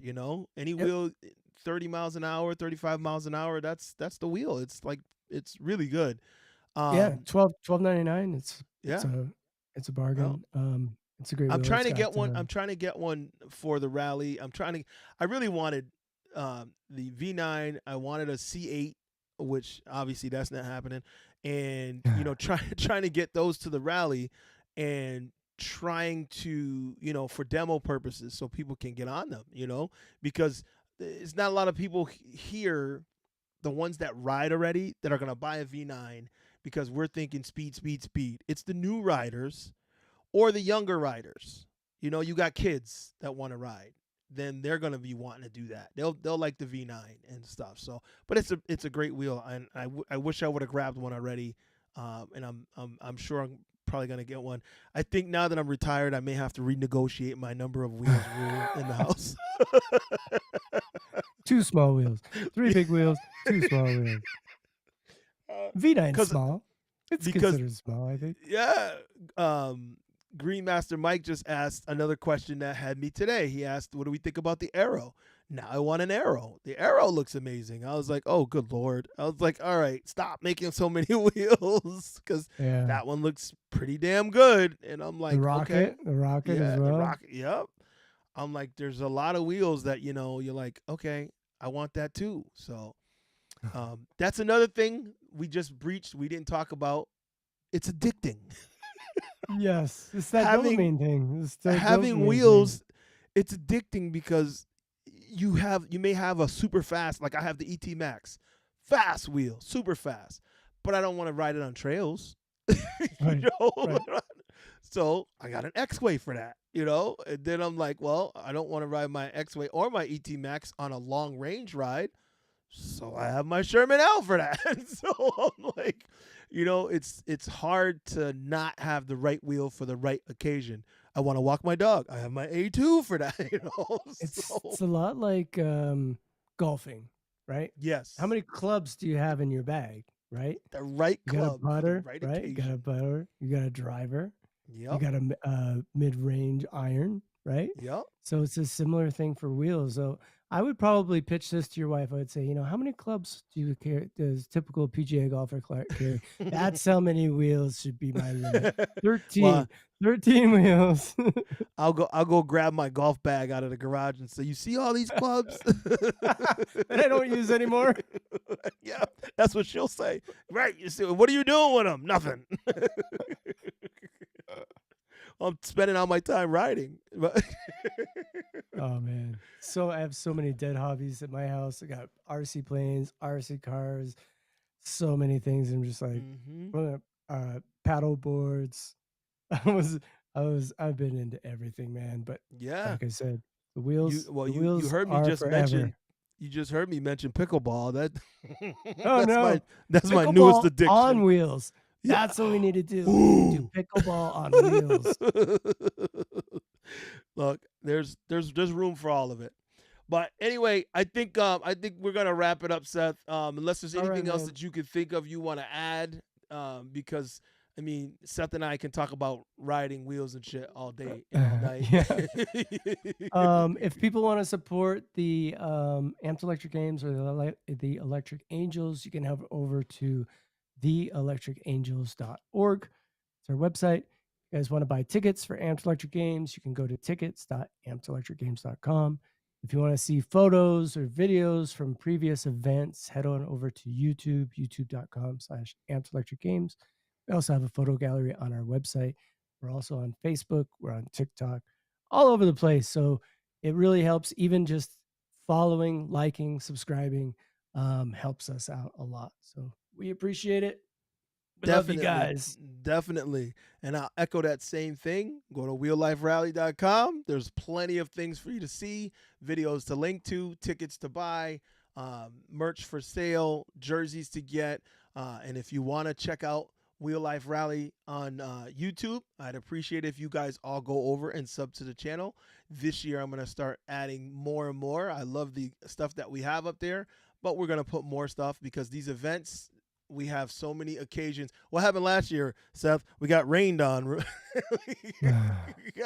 were under tents at the last event, but we still had a good time. So, But towards the end, uh, though, it was towards the yeah, end. it was towards the end. It was towards We're the end, wrapping it up. and that's another good point. Someone asked me, "Well, what if it rains?" Well, what if it rains? We ride in the rain, so it is what it is. It's like my So grandmother used to say, "You're not sugar, you won't melt." that's right. That's right. Rain or shine, bring your ass out. All right. Well, I appreciate you as always, Seth. You too, Antelectric Cobra. Games, Much E love, brother. Rides Life, the Electric Angels, all that you've been bringing to us. You know, we will continue to follow you. If you guys in the chat have not followed, like he said, make sure you follow, make sure you comment, make sure you like and subscribe and all that good stuff, because we want to continue to be able to bring this positive energy to you. And if you'll see this duo again, we'll be bringing an event to you, Whether you like it or not. whether you like it or not. I like that one. All right, people. No one's stopping us. That's right. So we love you guys. We appreciate you guys for tuning in and checking us out. And we'll see you at an event near you soon. Check us out. Till next time. Seth and Cobra, and we're out. Deuces.